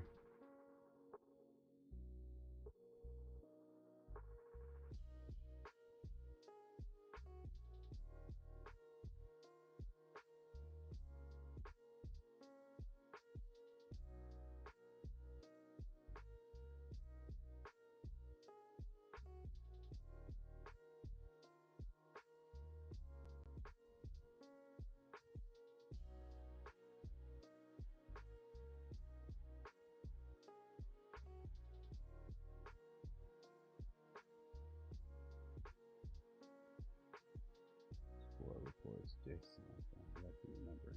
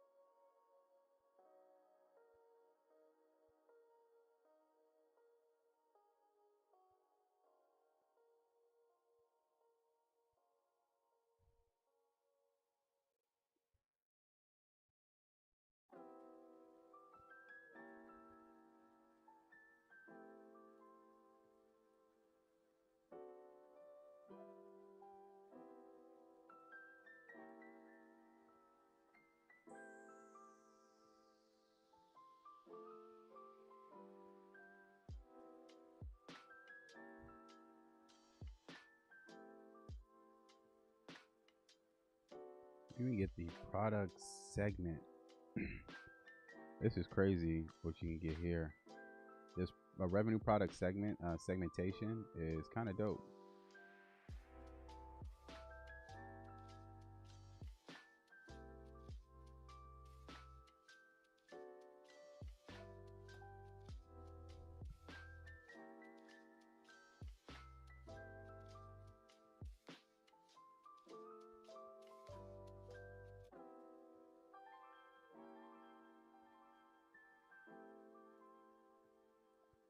Snap.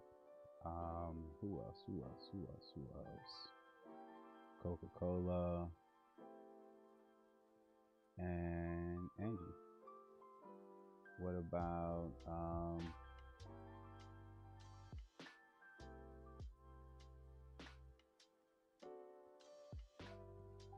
Disney?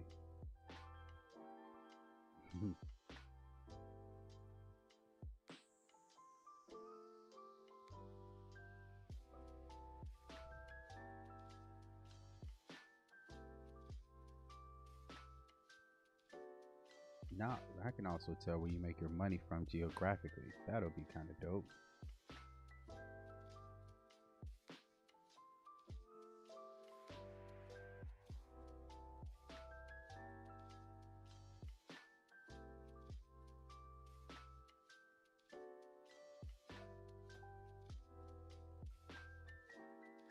Let's look. Apple, Disney,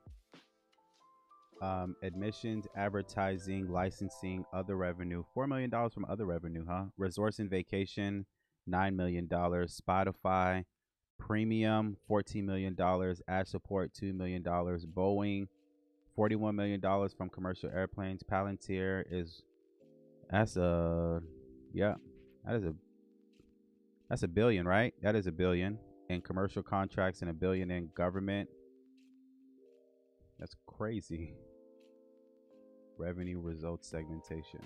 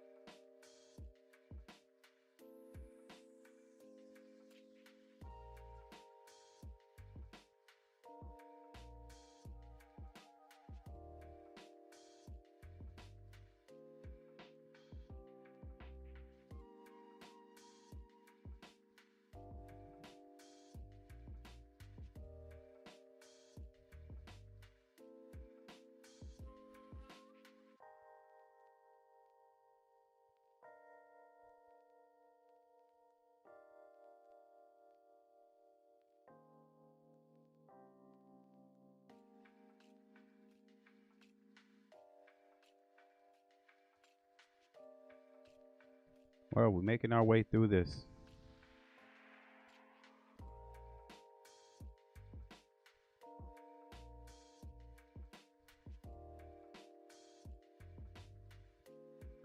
That's interesting. Just looking at old code, like you ask yourself, bro, what was I thinking?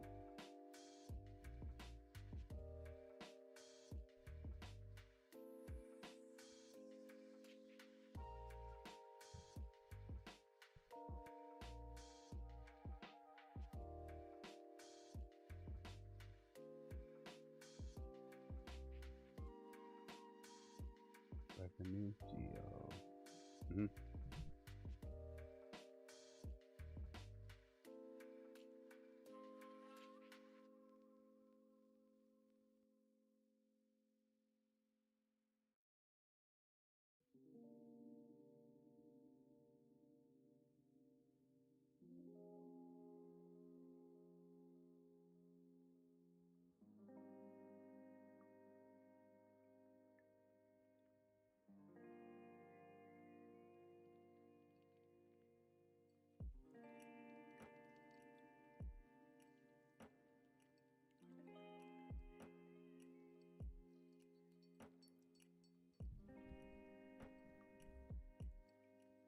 Okay, findings that it works. Beautiful. Let's go ahead and get it in.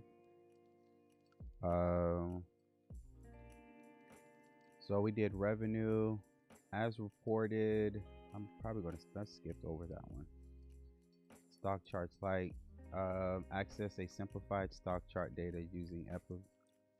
Really? Let's see what kind of data we can get.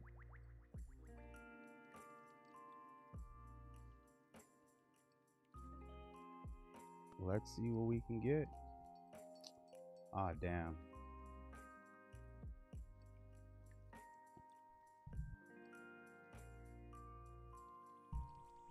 Reveals geopolitical risk NVIDIA. Okay, this is interesting. I didn't know I had this on my hands.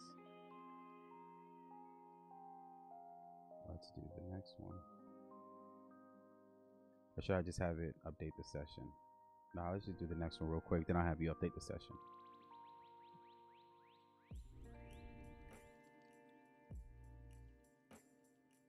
All right, once we get through this bunch right here, then we can start being able to, like, I got maybe 3-4 more. Then after, we can start being able to, like, piece together the stock screener that we're going to create.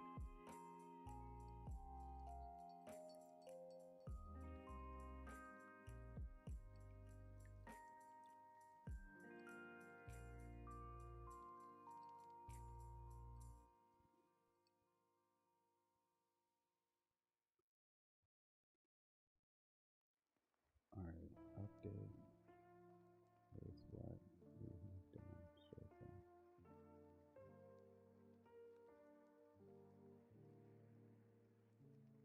you see that too? COVID, it went stupid. Then afterwards, it's like, oh, it fell kind of flat.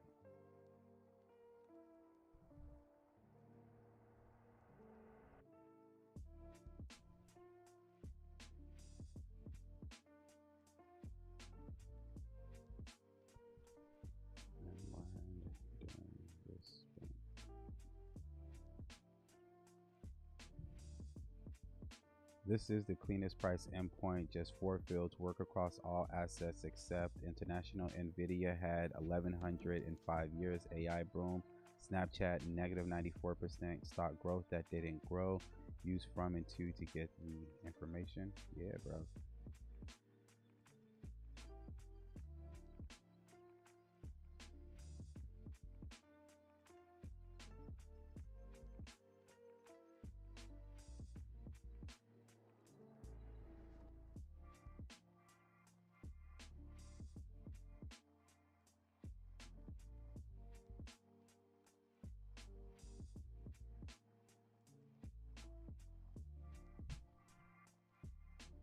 Oh, you also give me the VWAP here? That's what's up. This one provides the VWAP, price changes, open, high, low, close data. All right, let's come here.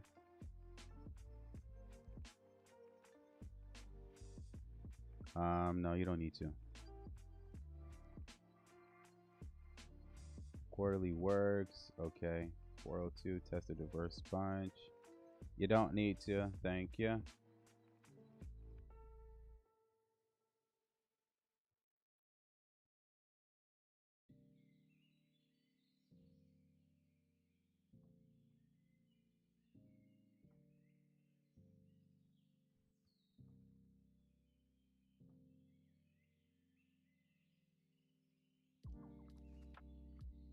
All right. Here's the next one. Can you see the ones that are in the main path?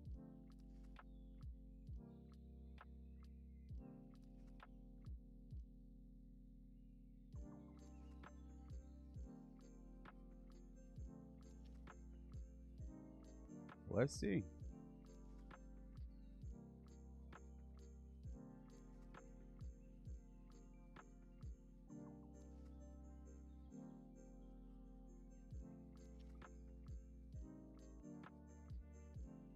Let us see, fam.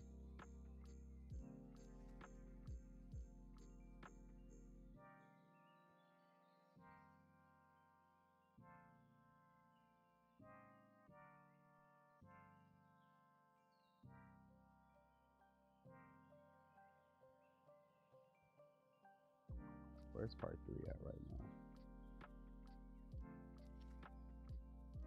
Okay, 600. That's not bad.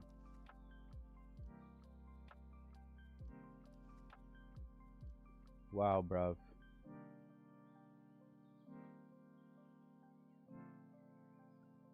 When I say that's why I keep you limited, that's why right there. I just told you to do something super simple.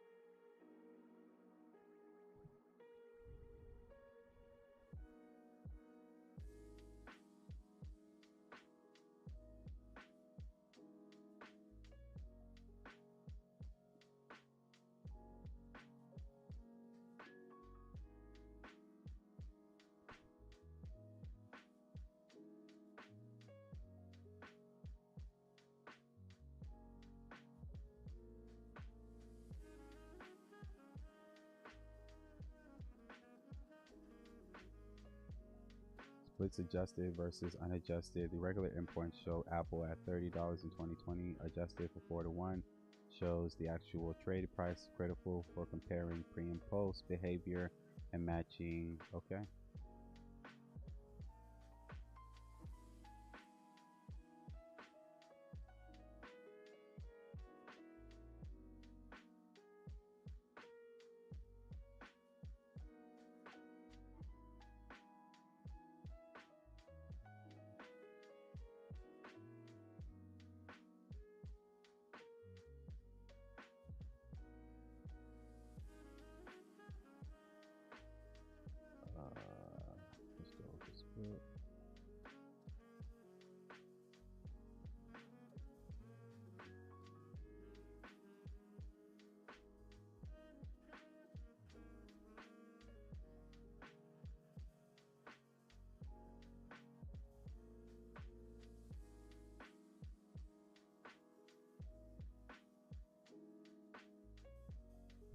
I know I can't get the 1 minute.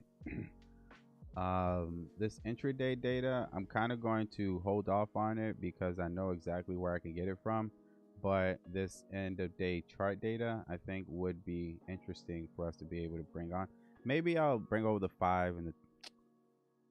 I can try the 5, 15, and the 30. Because I already get it from another place.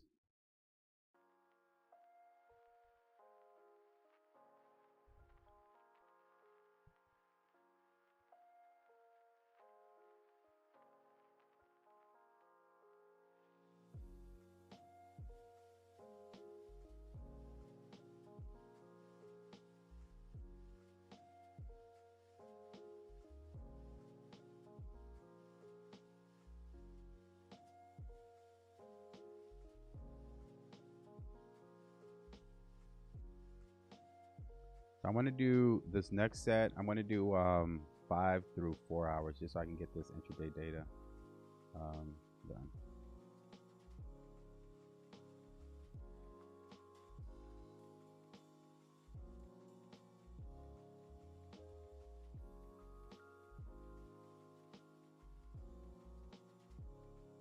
Historical dividend adjusted.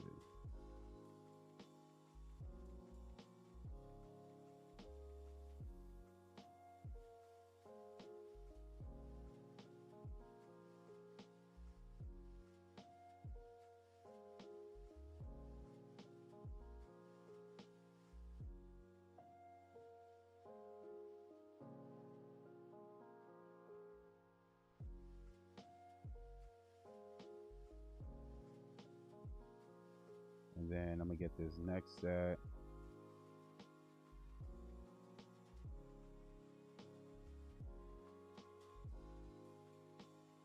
We're almost there. Don't worry. I got 2 more sets, maybe 3 more sets to go through. Then we're going to get to our stock screener.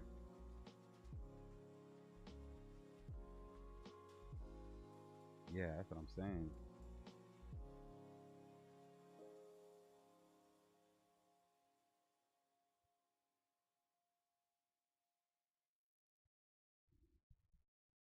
Who you telling? I told you this part is going to be very monotonous. This is going to be very it's going to be dull. I'm not going to hold you. Like, it's going to get exciting in a little bit. You just got to give me a little bit to go through all these API endpoints because I want to make sure that I'm not missing anything, right? So I told you on the onset, this is going to be a little bit monotonous, but if you follow through, if you hang on, like, it is going to be worthwhile once we get to actually building the stock screener.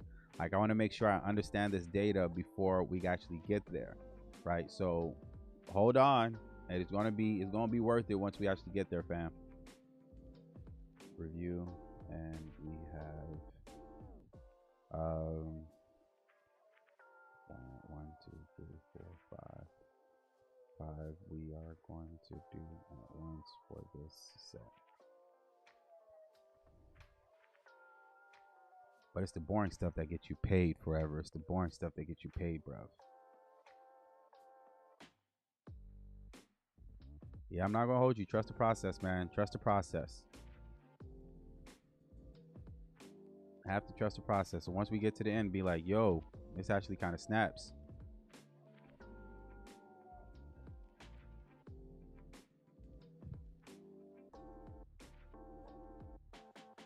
I appreciate that. And again, if y'all have any questions while I'm doing this, you can definitely let me know.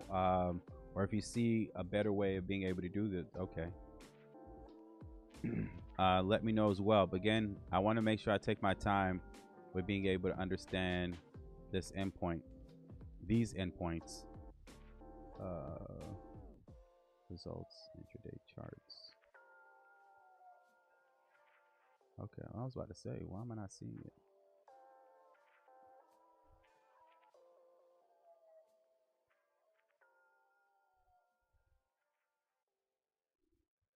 All right, now we're getting to the fun stuff. We're on the treasury data.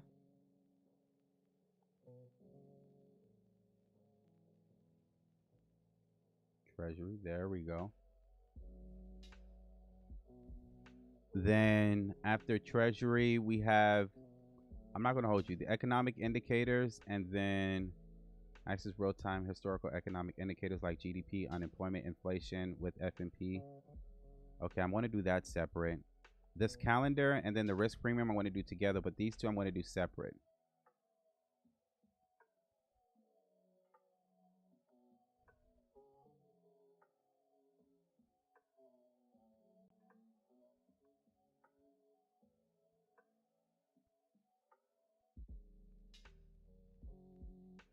All right, are you done? No, you're still bullshitting.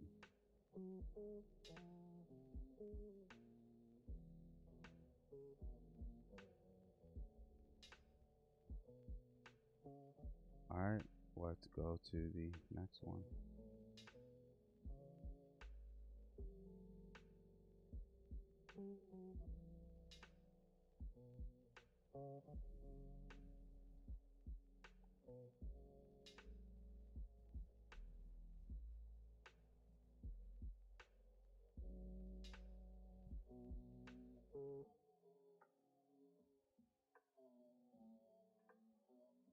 I didn't even know I can get this information from them.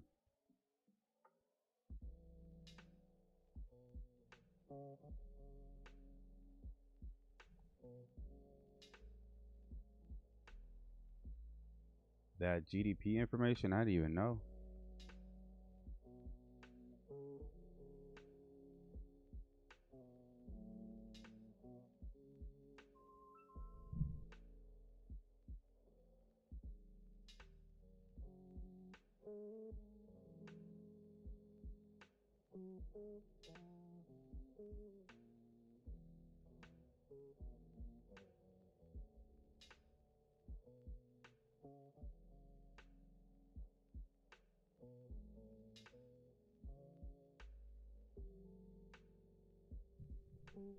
That's what's up.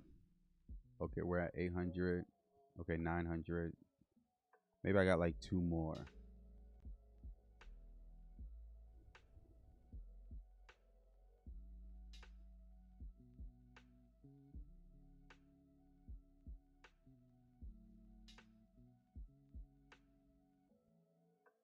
Yes, bruv.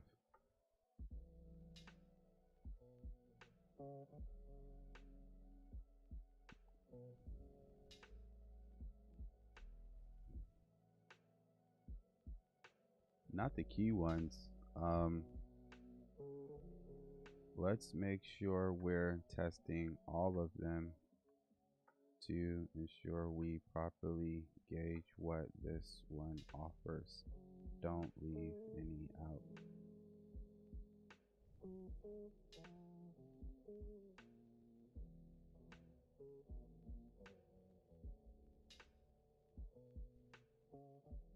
That'll be beautiful. I thank you much.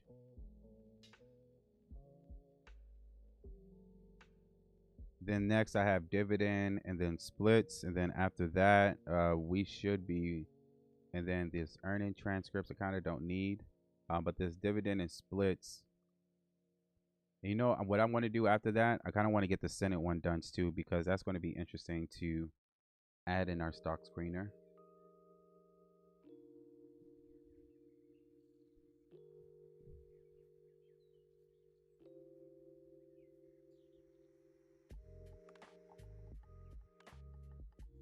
We can get GDP, inflation, unemployment, consumer data, housing and vehicles, rates, and industrial products, retail. Damn, this is really dope.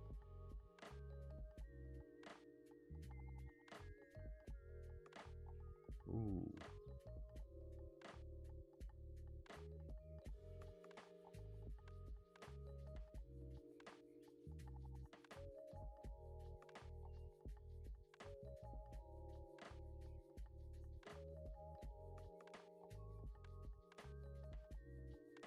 All right, before we get to the next bunch, I would appreciate if you keep me organized.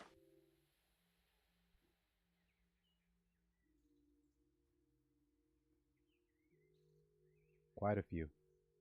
Quite a few.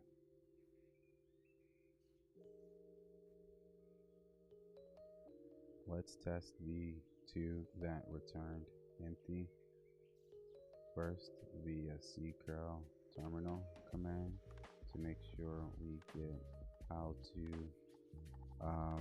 work with the data, and maybe we did something wrong with the script.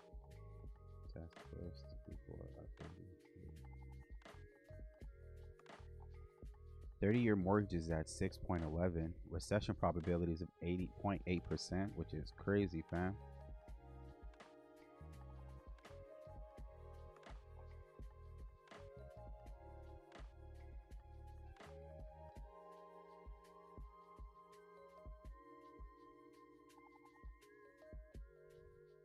You know what I can do? Just switch it up a little bit. So I'm going to switch up the vibes a bit.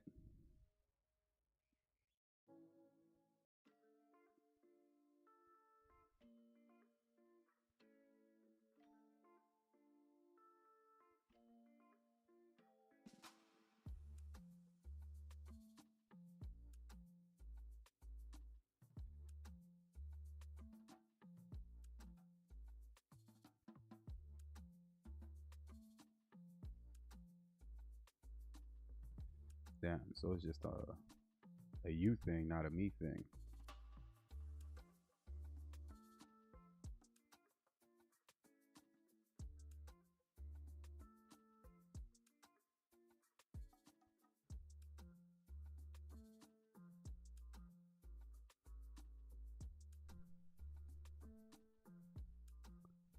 All right, proceed to update it.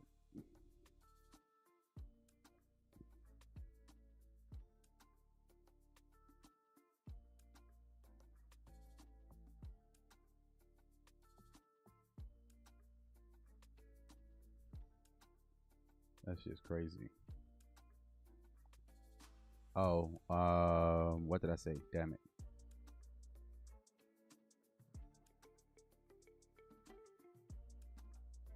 Okay, I gotta create part 4 now.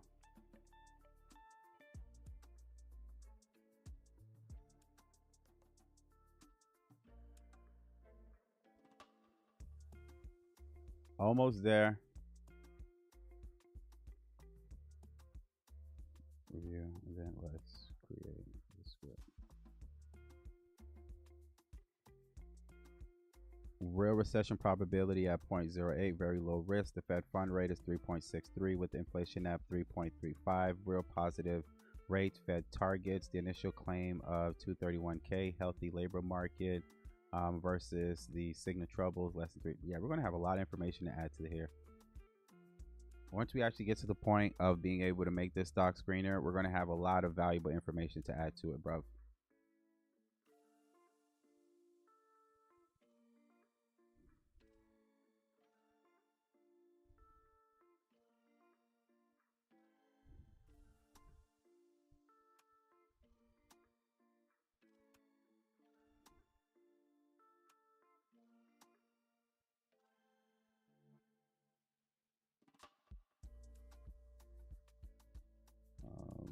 Let's create part 4 due to the size of the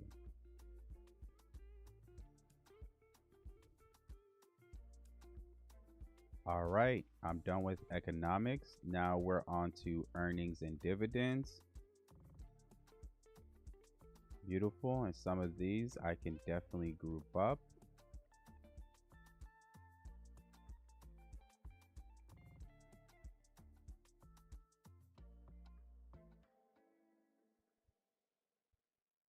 And then the calendar.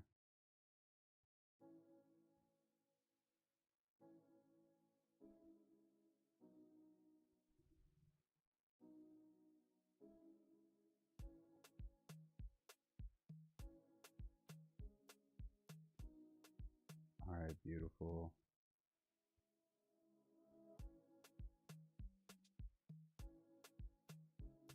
All right, next one is going to be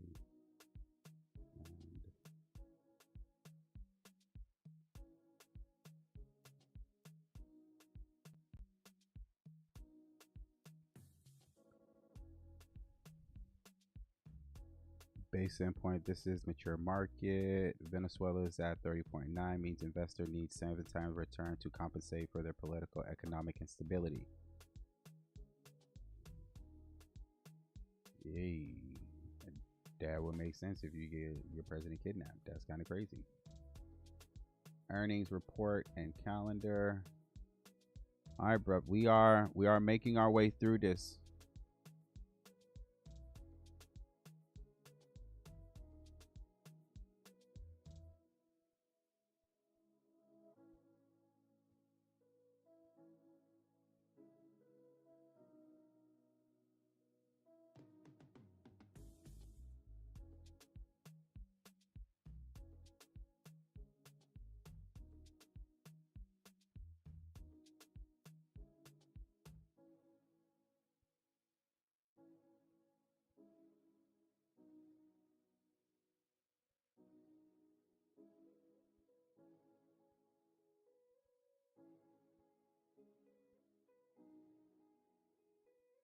Damn, back to 1987, 1,123 earnings coming up in the next 30 days. That's what's up. That's what I'm saying, man. This is going to pay dividends when we actually get to being able to create the file on Stock Screener, which I'm going to do. Again, I give it another 15 minutes before we start working on that. Maybe even 5.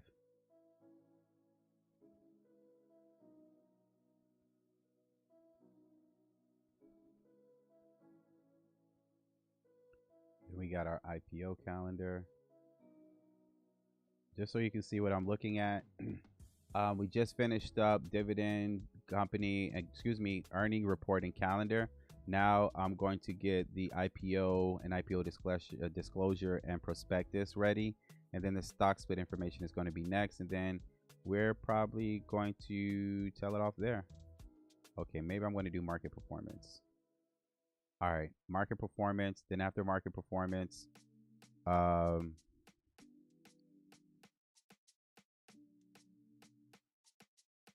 it. Yeah, just market performance, because I don't need that. Market performance, and then we should be Guopiter. Hold on. My fault. Let me come here because I need to run this.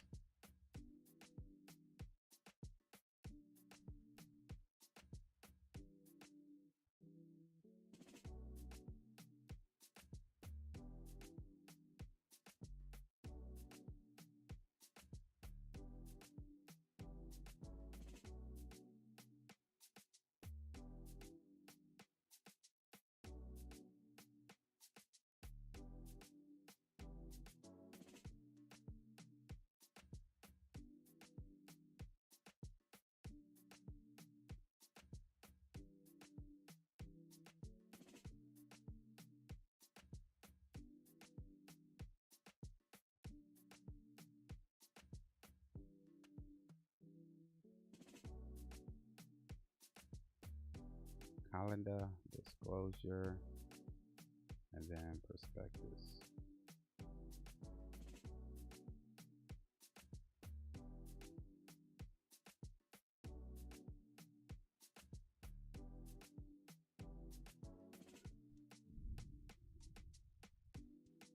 $65% beat rate is typical. Companies guide conservatively, so analysts set the bar low, but stock moves on the magnitude of the beat and the forward guidance. DDG beat by 6%, but the stock couldn't still drop if the guidance disappoints. The beat and race combo is what drives big gains. Progress to 70. Yeah, bro.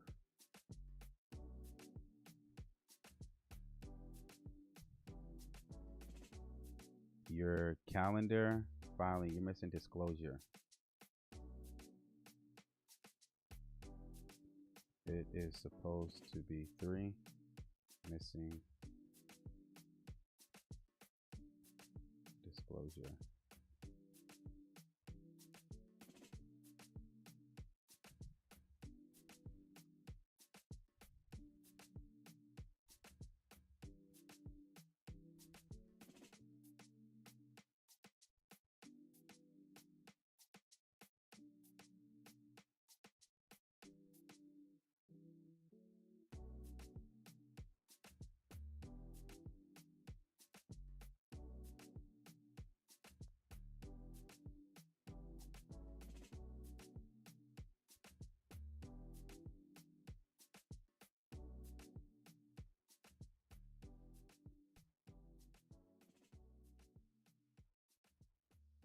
Initial, final. Okay, beautiful.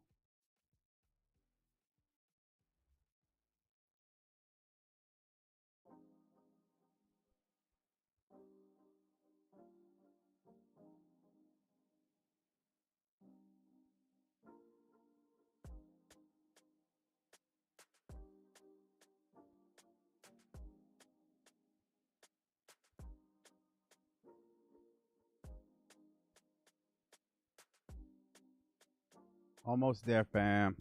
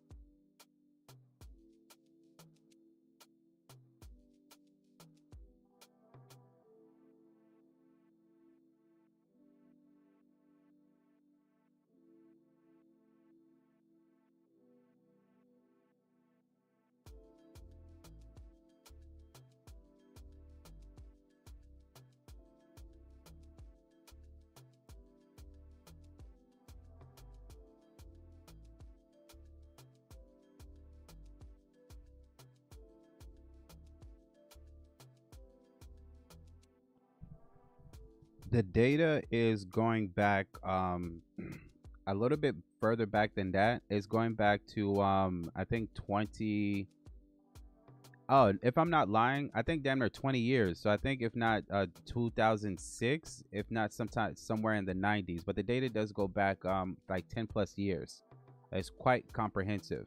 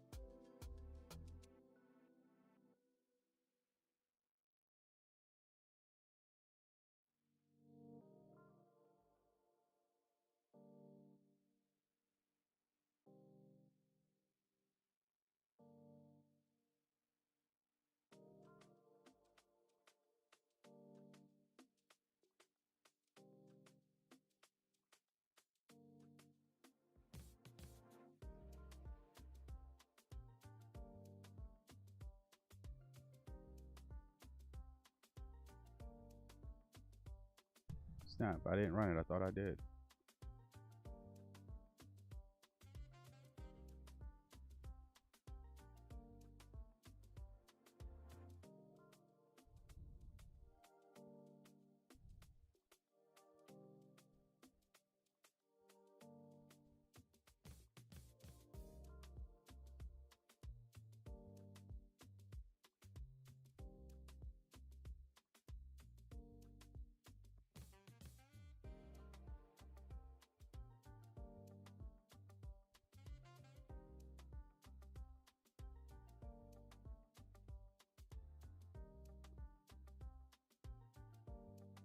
Then I have PE to get through.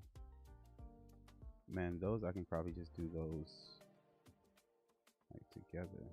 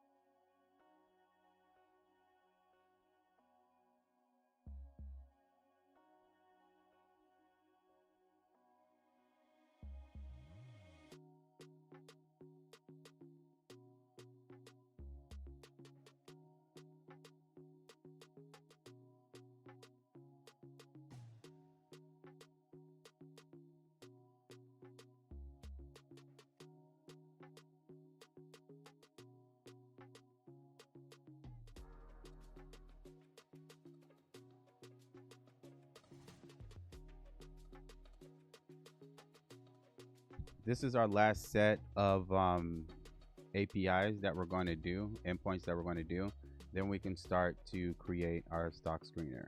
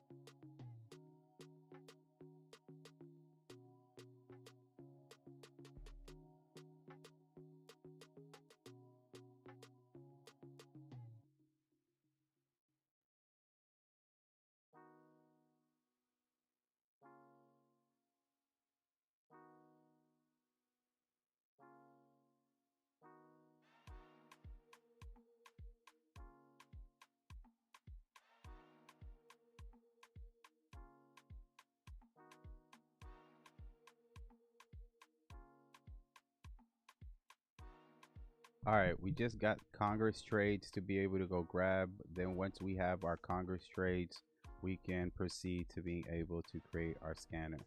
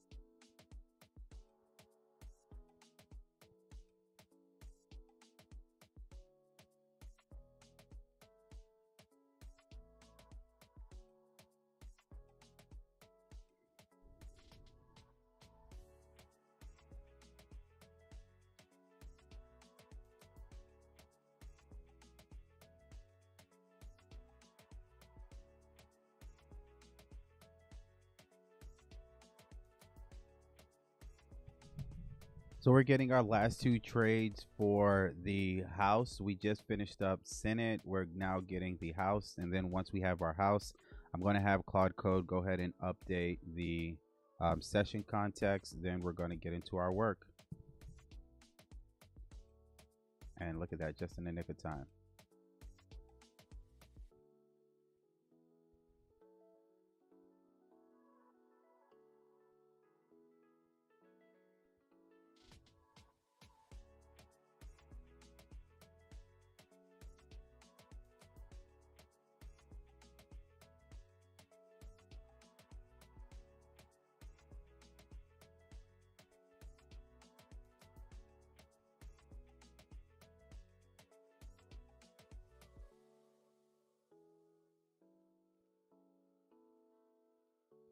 Let's do the next set.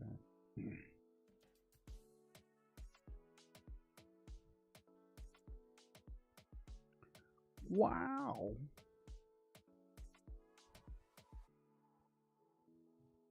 87 endpoints. Yeah, we did 87 files, bro. 87 test scripts. That's crazy. All right.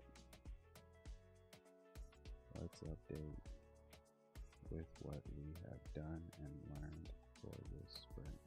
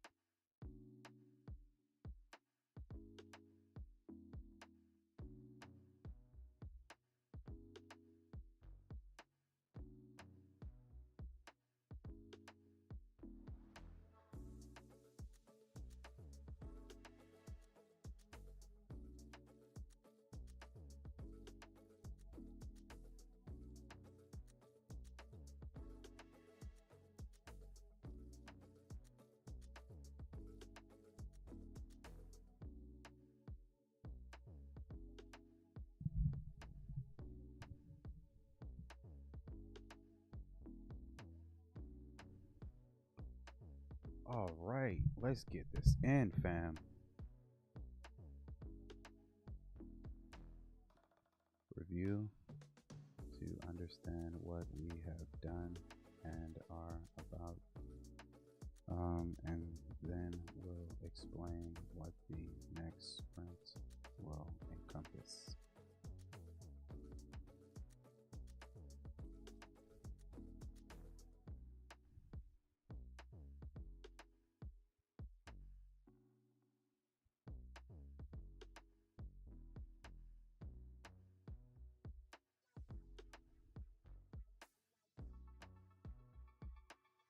All right, beautiful, beautiful, beautiful, beautiful.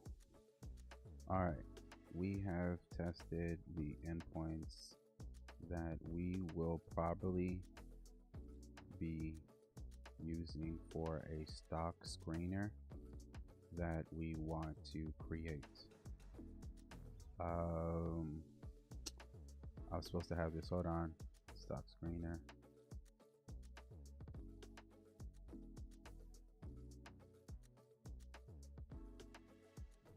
Here are terms that we see from another one that we want to incorporate here. Now, with the data we have available, how can we do this? And also lay out what you're thinking here and rationale.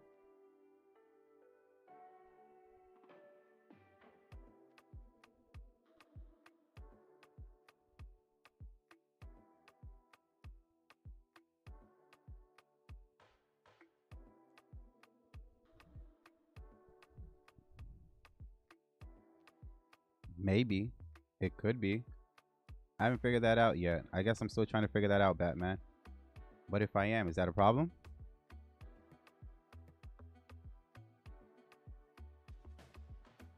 Great question. Let me map out your desired path. Okay.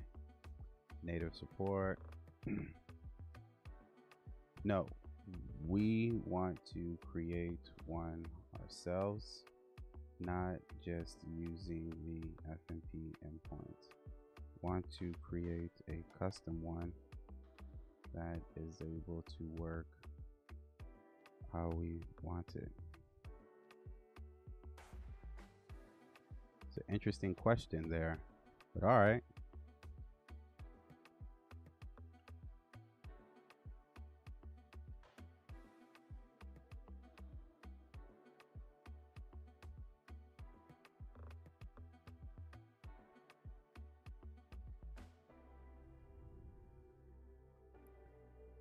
All right, stock list, universe, fetch from FMP and store locally, profile, quotes, okay, market cap, fields, and then we're going to use SQLite, maybe, or Postgres or Parquet files. I think Parquet files will be cool, but then you have to update it each and every single time. You got an SQL file, SQLite, that makes sense, but then it's saving on your local database. I don't know. screening engine, custom scoring. Okay. This is something that we're going to create here. Why custom is better. All right.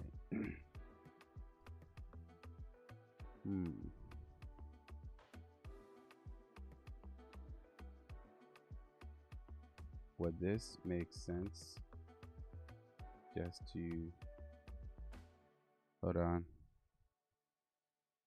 All right, 2 seconds, 2 seconds, 2 seconds.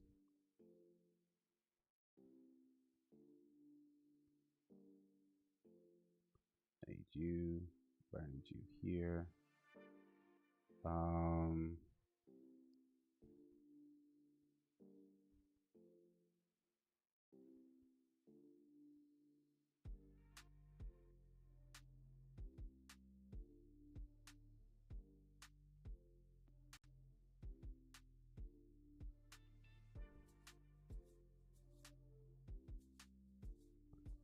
Oh, that's interesting.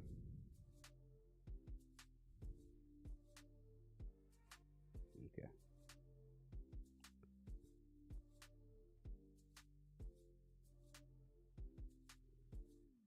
Would it just make sense to use Superbase instead of Postgres SQL?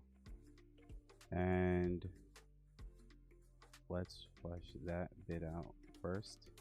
The .env file has what you need in order to review it. Run a few C curls to gauge. Yes, we'll have to create a table for it, but thinking it would make sense there. Advise first.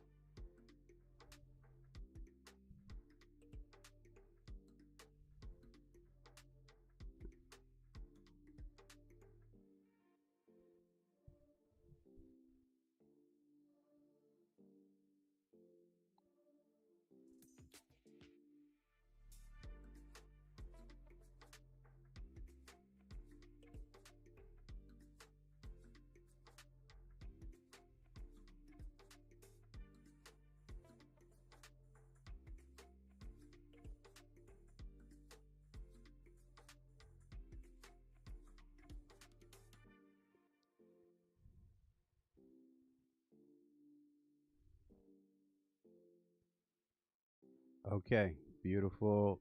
I can see that you already have the ML predictions table. Okay, no, this is going to be a different table.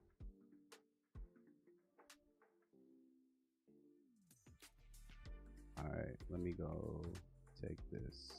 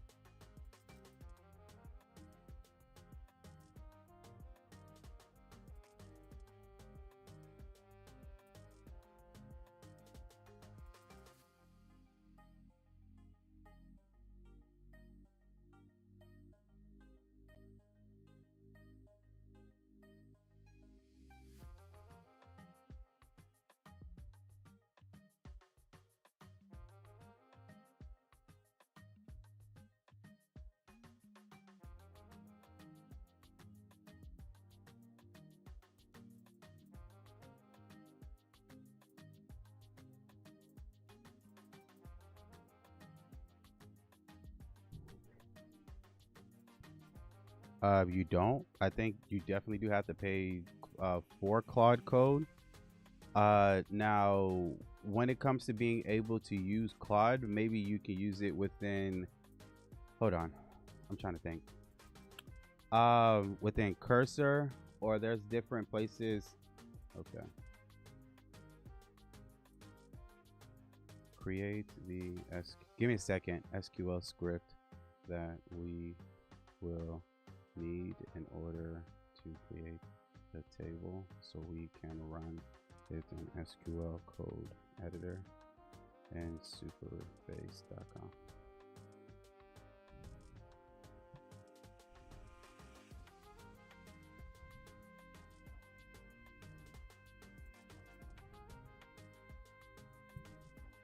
So you can't get it for free. You definitely do have to pay for it. It's just a matter of figuring out like where do you want to pay and how much do you want to pay, right? How much usage you're going to get from it.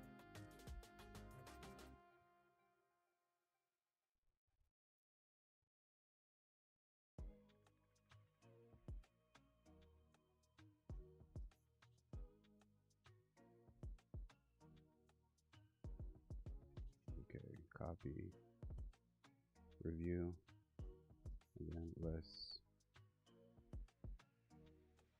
check that it is good before we do that. And then layout plan first. Make sure you adhere to the total token limit for output response.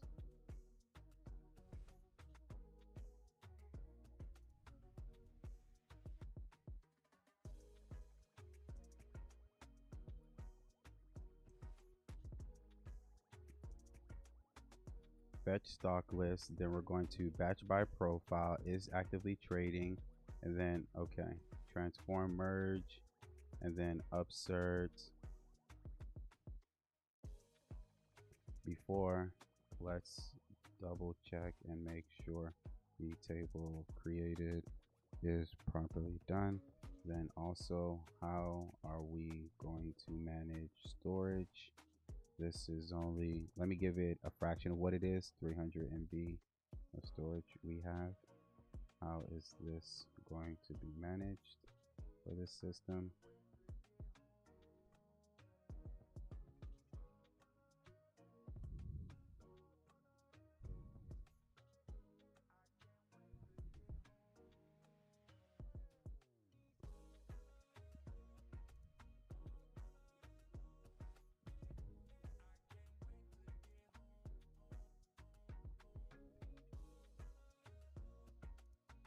Okay. 200 bytes, 8 indexes. So you have, okay, 1% of your quota. That's really nothing in there. So you kind of don't have to need to check it. Don't need to check that. Let's double check the math before we proceed to make sure we are properly managing the data storage we have. When you say what plan are you using, what do you mean? What plan for what?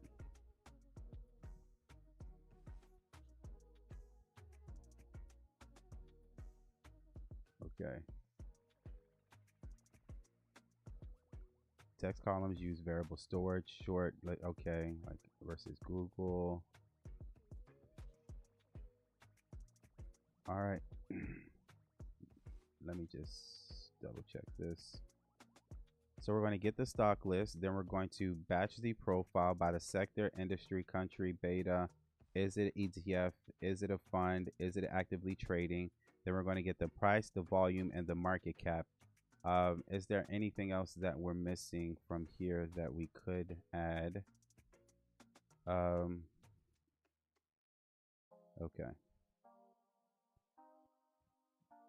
All right, before we proceed, is there anything else that is missing from that we could add based on the endpoints and information we have for FMP? So if you're asking specifically about Cursor, I have it where, and Cursor was doing this promotion, I want to say sometime last year, where if you are a university or college student, they'll give you Cursor for free. So I was able to jump on that, right? So if it's free, it's for me. After that, Claude Code, definitely have to pay for that one. So Claude Code, I have to pay for. For Cursor, it's for free. And for data feeds, it's all depending on which one and how I'm getting it. So for, hold on. You have quotes physics, key metrics, PE, EPS, 52-week high, income statement, shares. Okay. All right. No, can I just run this? Can we just run in the SQL editor to update the database?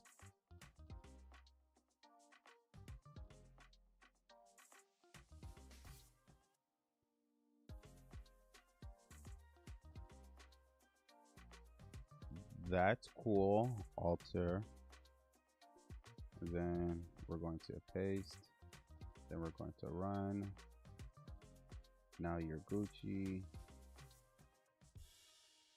Review, and then let's double check.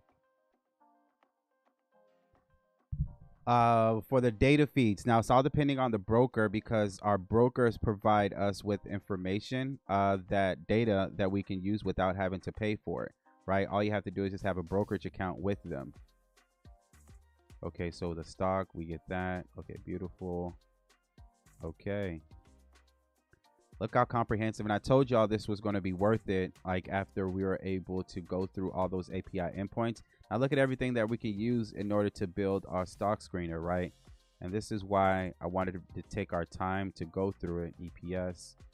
Sure. Okay. Created at. Schema makes sense. Ready for it. Okay. All right. Let's do it. First, let's do this in stages, right? So we don't overwhelm the system. That's still 8,000 data points. Like, I don't know how that's going to work out. So, like, yeah, break this up proper, fam. All right, stock list. Then we're going to do the batch for the sector, industry, and beta, and then flags. Then we're going to update the price, volume, market cap, EPS, and then PE, and then the flow, and then the outstanding. Beautiful.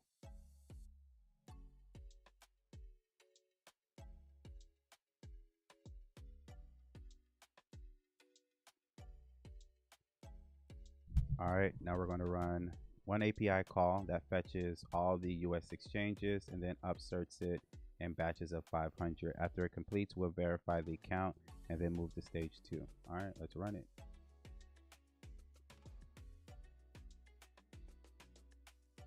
Okay, that was cool.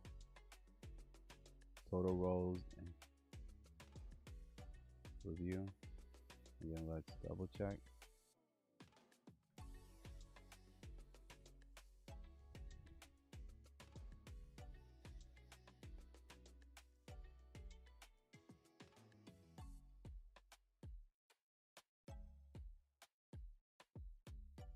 Airborne wireless. Found the stock list, returns symbols and company names, no exchange field.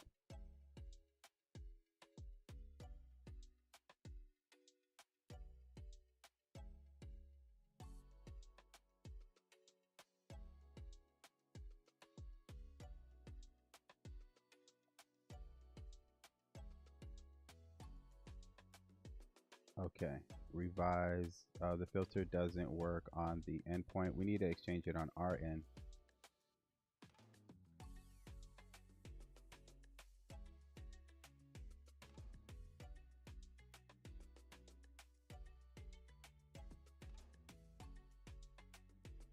Okay, insert simple complete.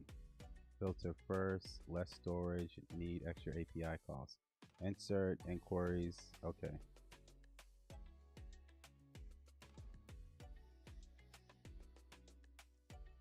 All right, but wait. What are we going to do about filtering it afterwards?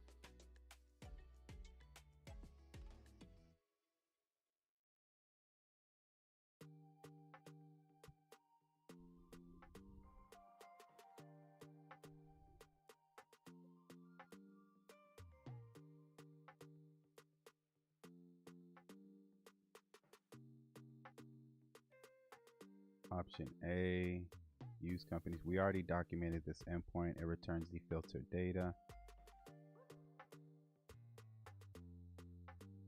This skips the filter layer problem entirely. Okay. All right. If we use the company screener, does it provide what we are looking for? And what would we need to supplement it with?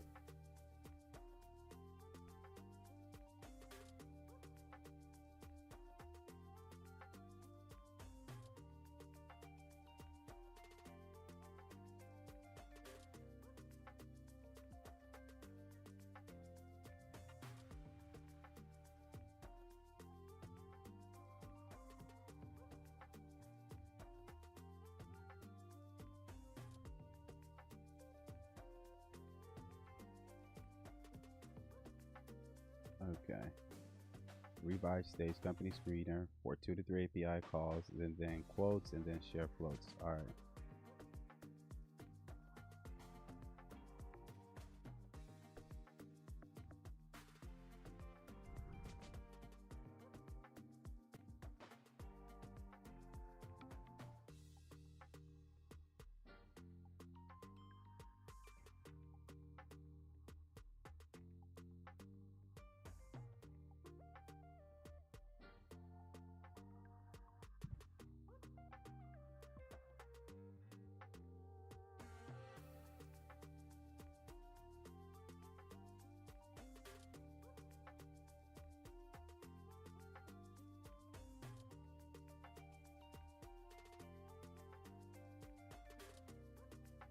Okay, so it's actually working.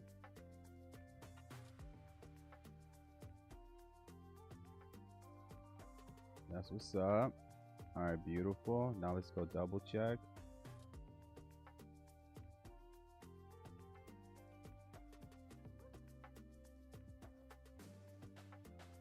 Now let me see if I can actually see the data.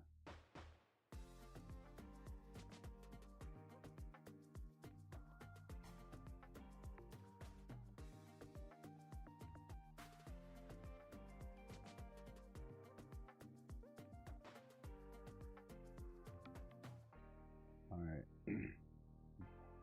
Double check, then let's proceed to stage 2.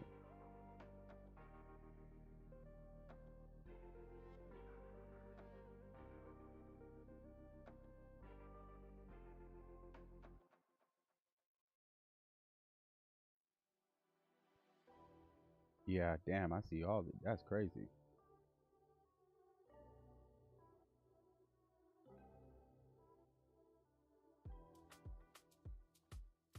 Exact match 13th. That has market cap 9.7.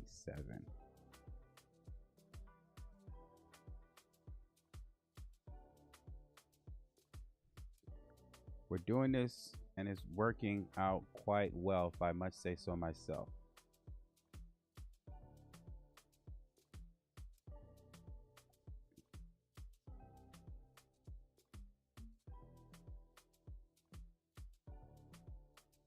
Why is nobody being updated though? Hold on.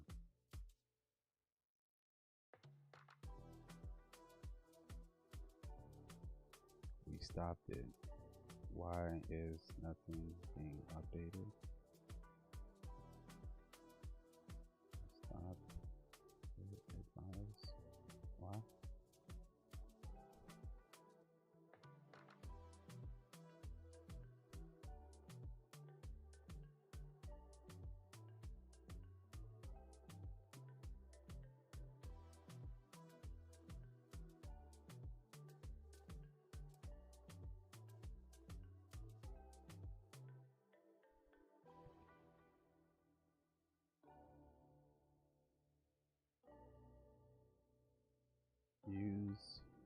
to find what you need. That's why it is here.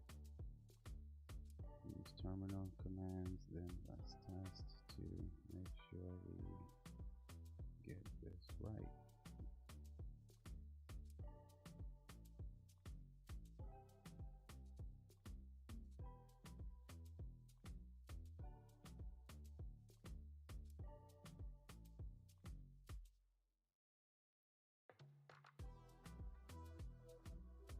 Okay, doesn't support motor, returns empty, doesn't have.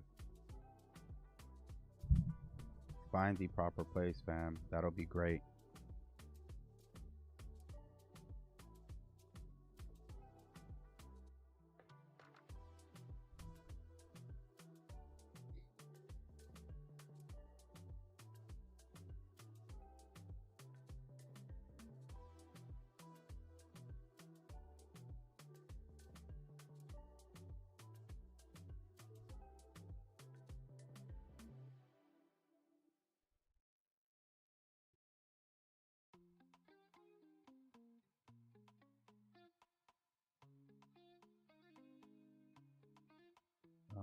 EPS, that doesn't make sense. EPS PE ratio.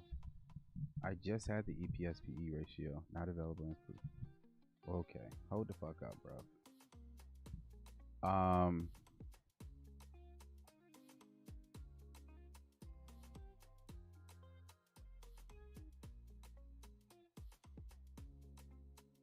PE.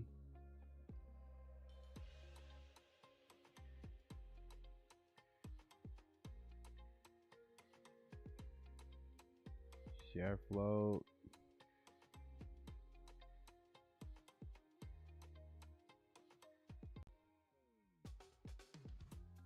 We do not have a free tier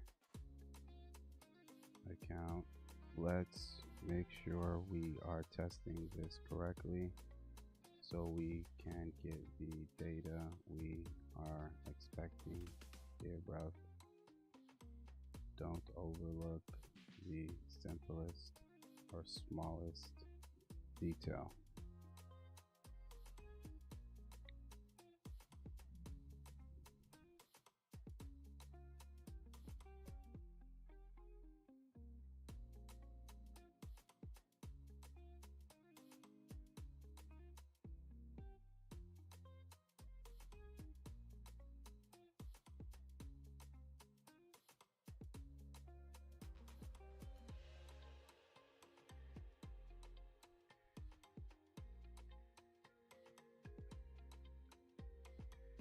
Oh, well, look at that.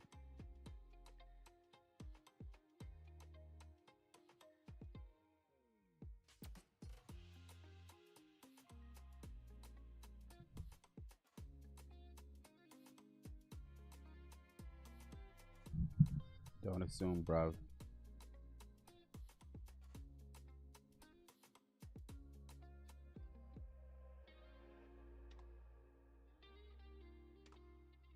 We got to figure out this multi-symbol quotes. Quotes.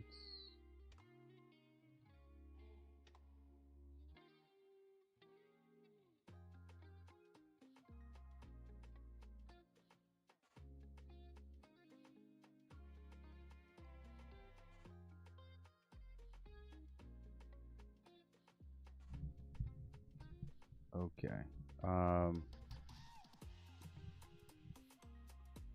How can we do it where we make it parallel on our side, right?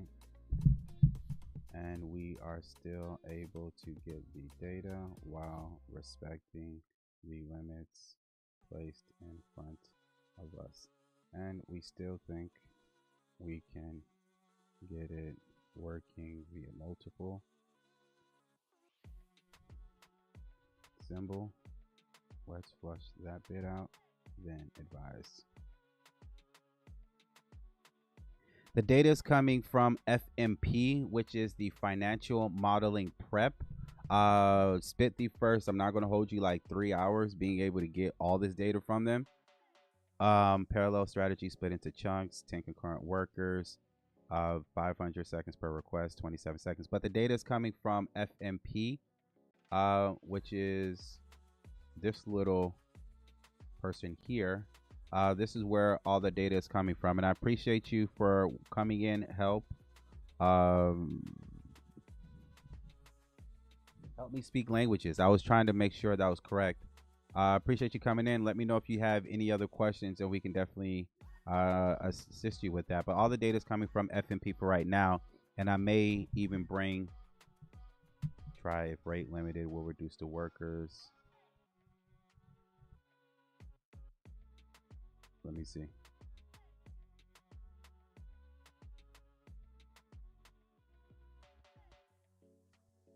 All right, let's see if this works.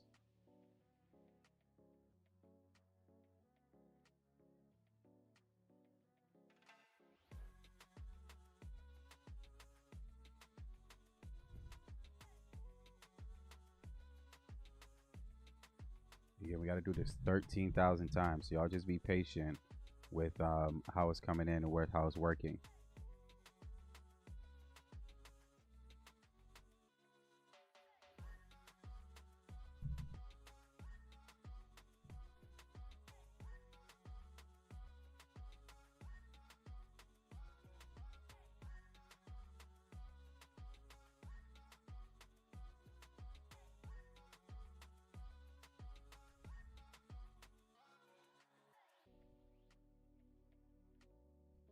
That's the thing. I don't know. How do we know if it's working, right?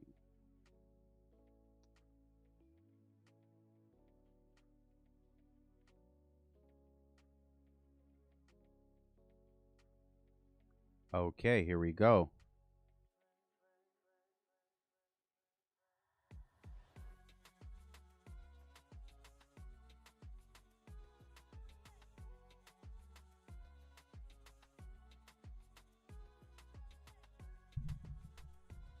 Review, and can you double check that it is working?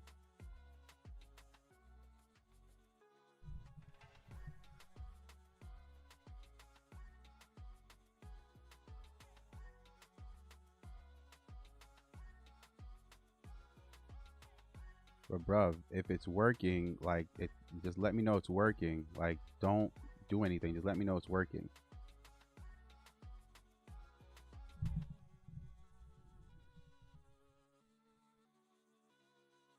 Oh my goodness, I really feel like I could cuss you out. Can you check the DB and make sure the updates are working? That is the question here.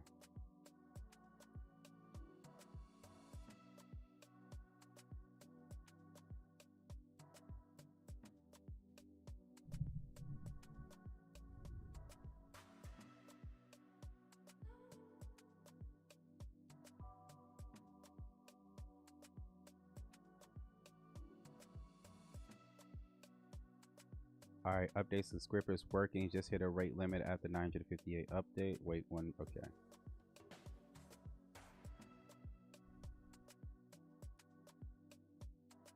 You can do better to give me better feedback, but I just appreciate that you're working. Let me just shut up and just wait for you to like actually be finished.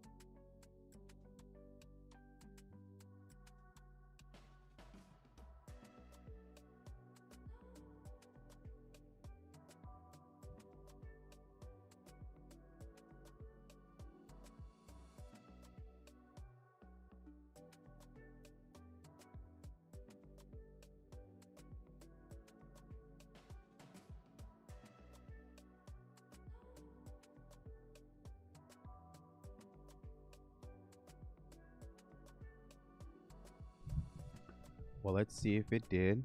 This will be interesting.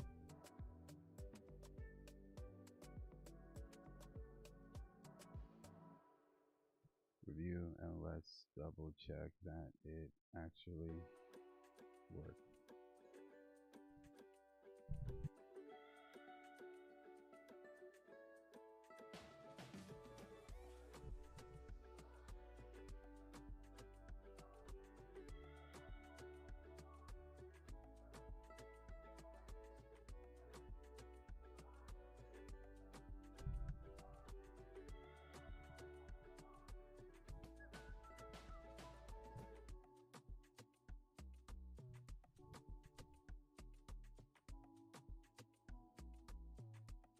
$300 updates, then it's up rate limited. Okay.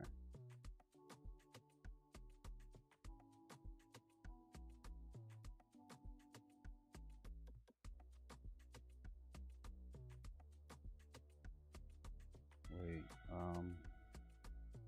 what is missing and still needs to be updated, and how can we handle this now with this new context?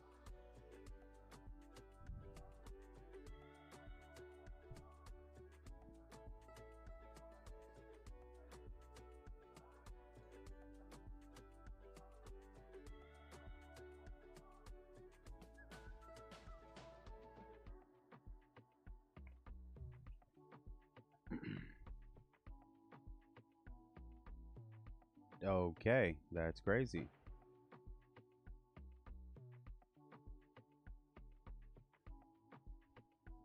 Look for the missing rows and please update it. That'll be dope.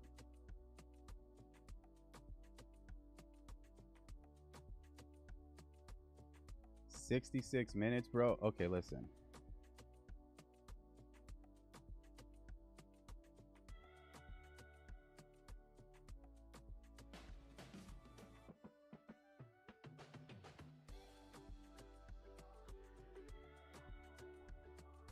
At this point, this is looking like this may be a part 3. We've been going on 3 hours now. Most screeners focus on liquid stocks. Skip the 10,000. Small cap.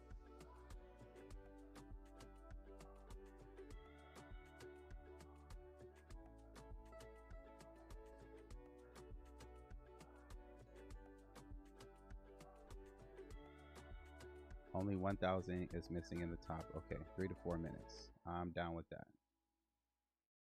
Then I'll do the other ones on my time.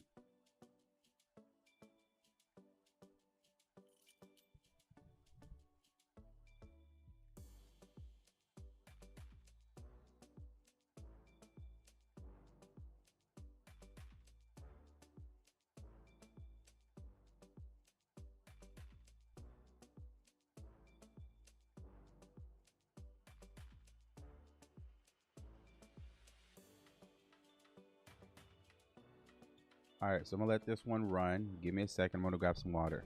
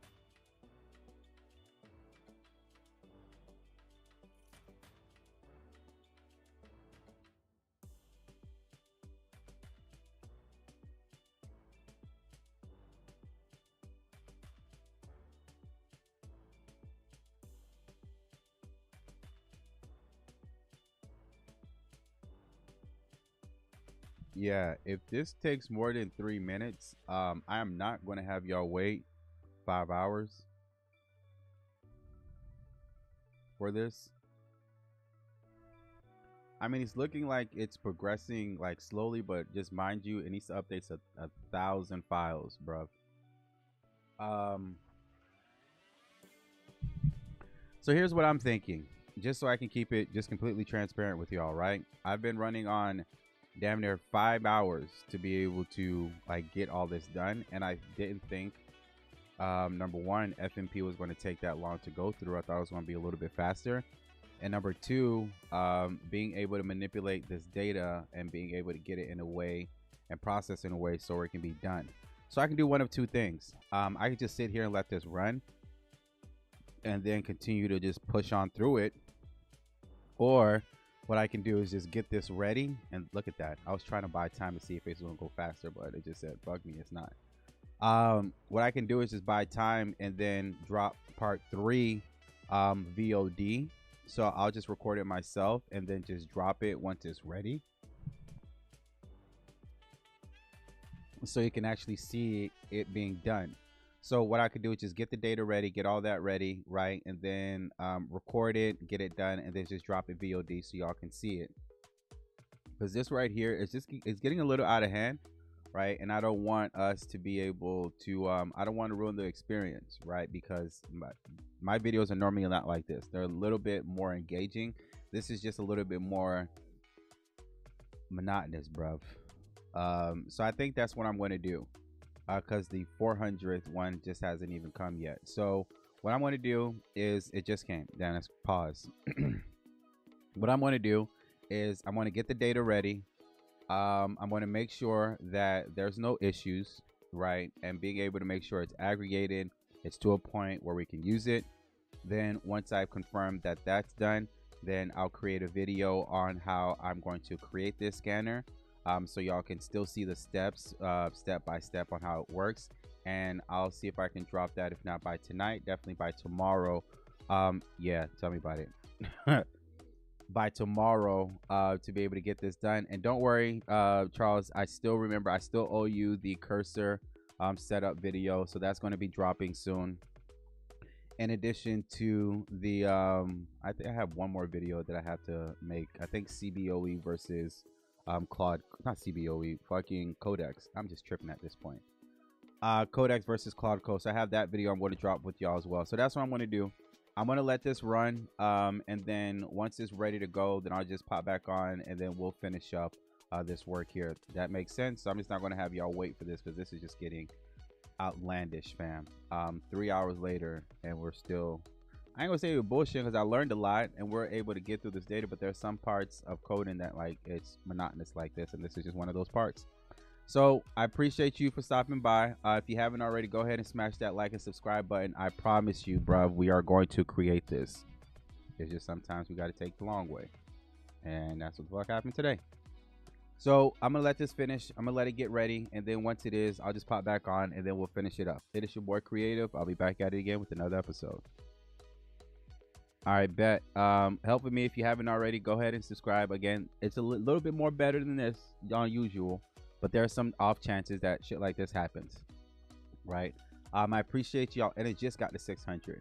I was maybe going to try to buy some time to see if it could maybe hurry up and get to 1,000, but I'm not even going to like play with the have y'all wait. So I'll do this on my time, and then once it's ready, I'll just pop back on and being able to get the rest of it done.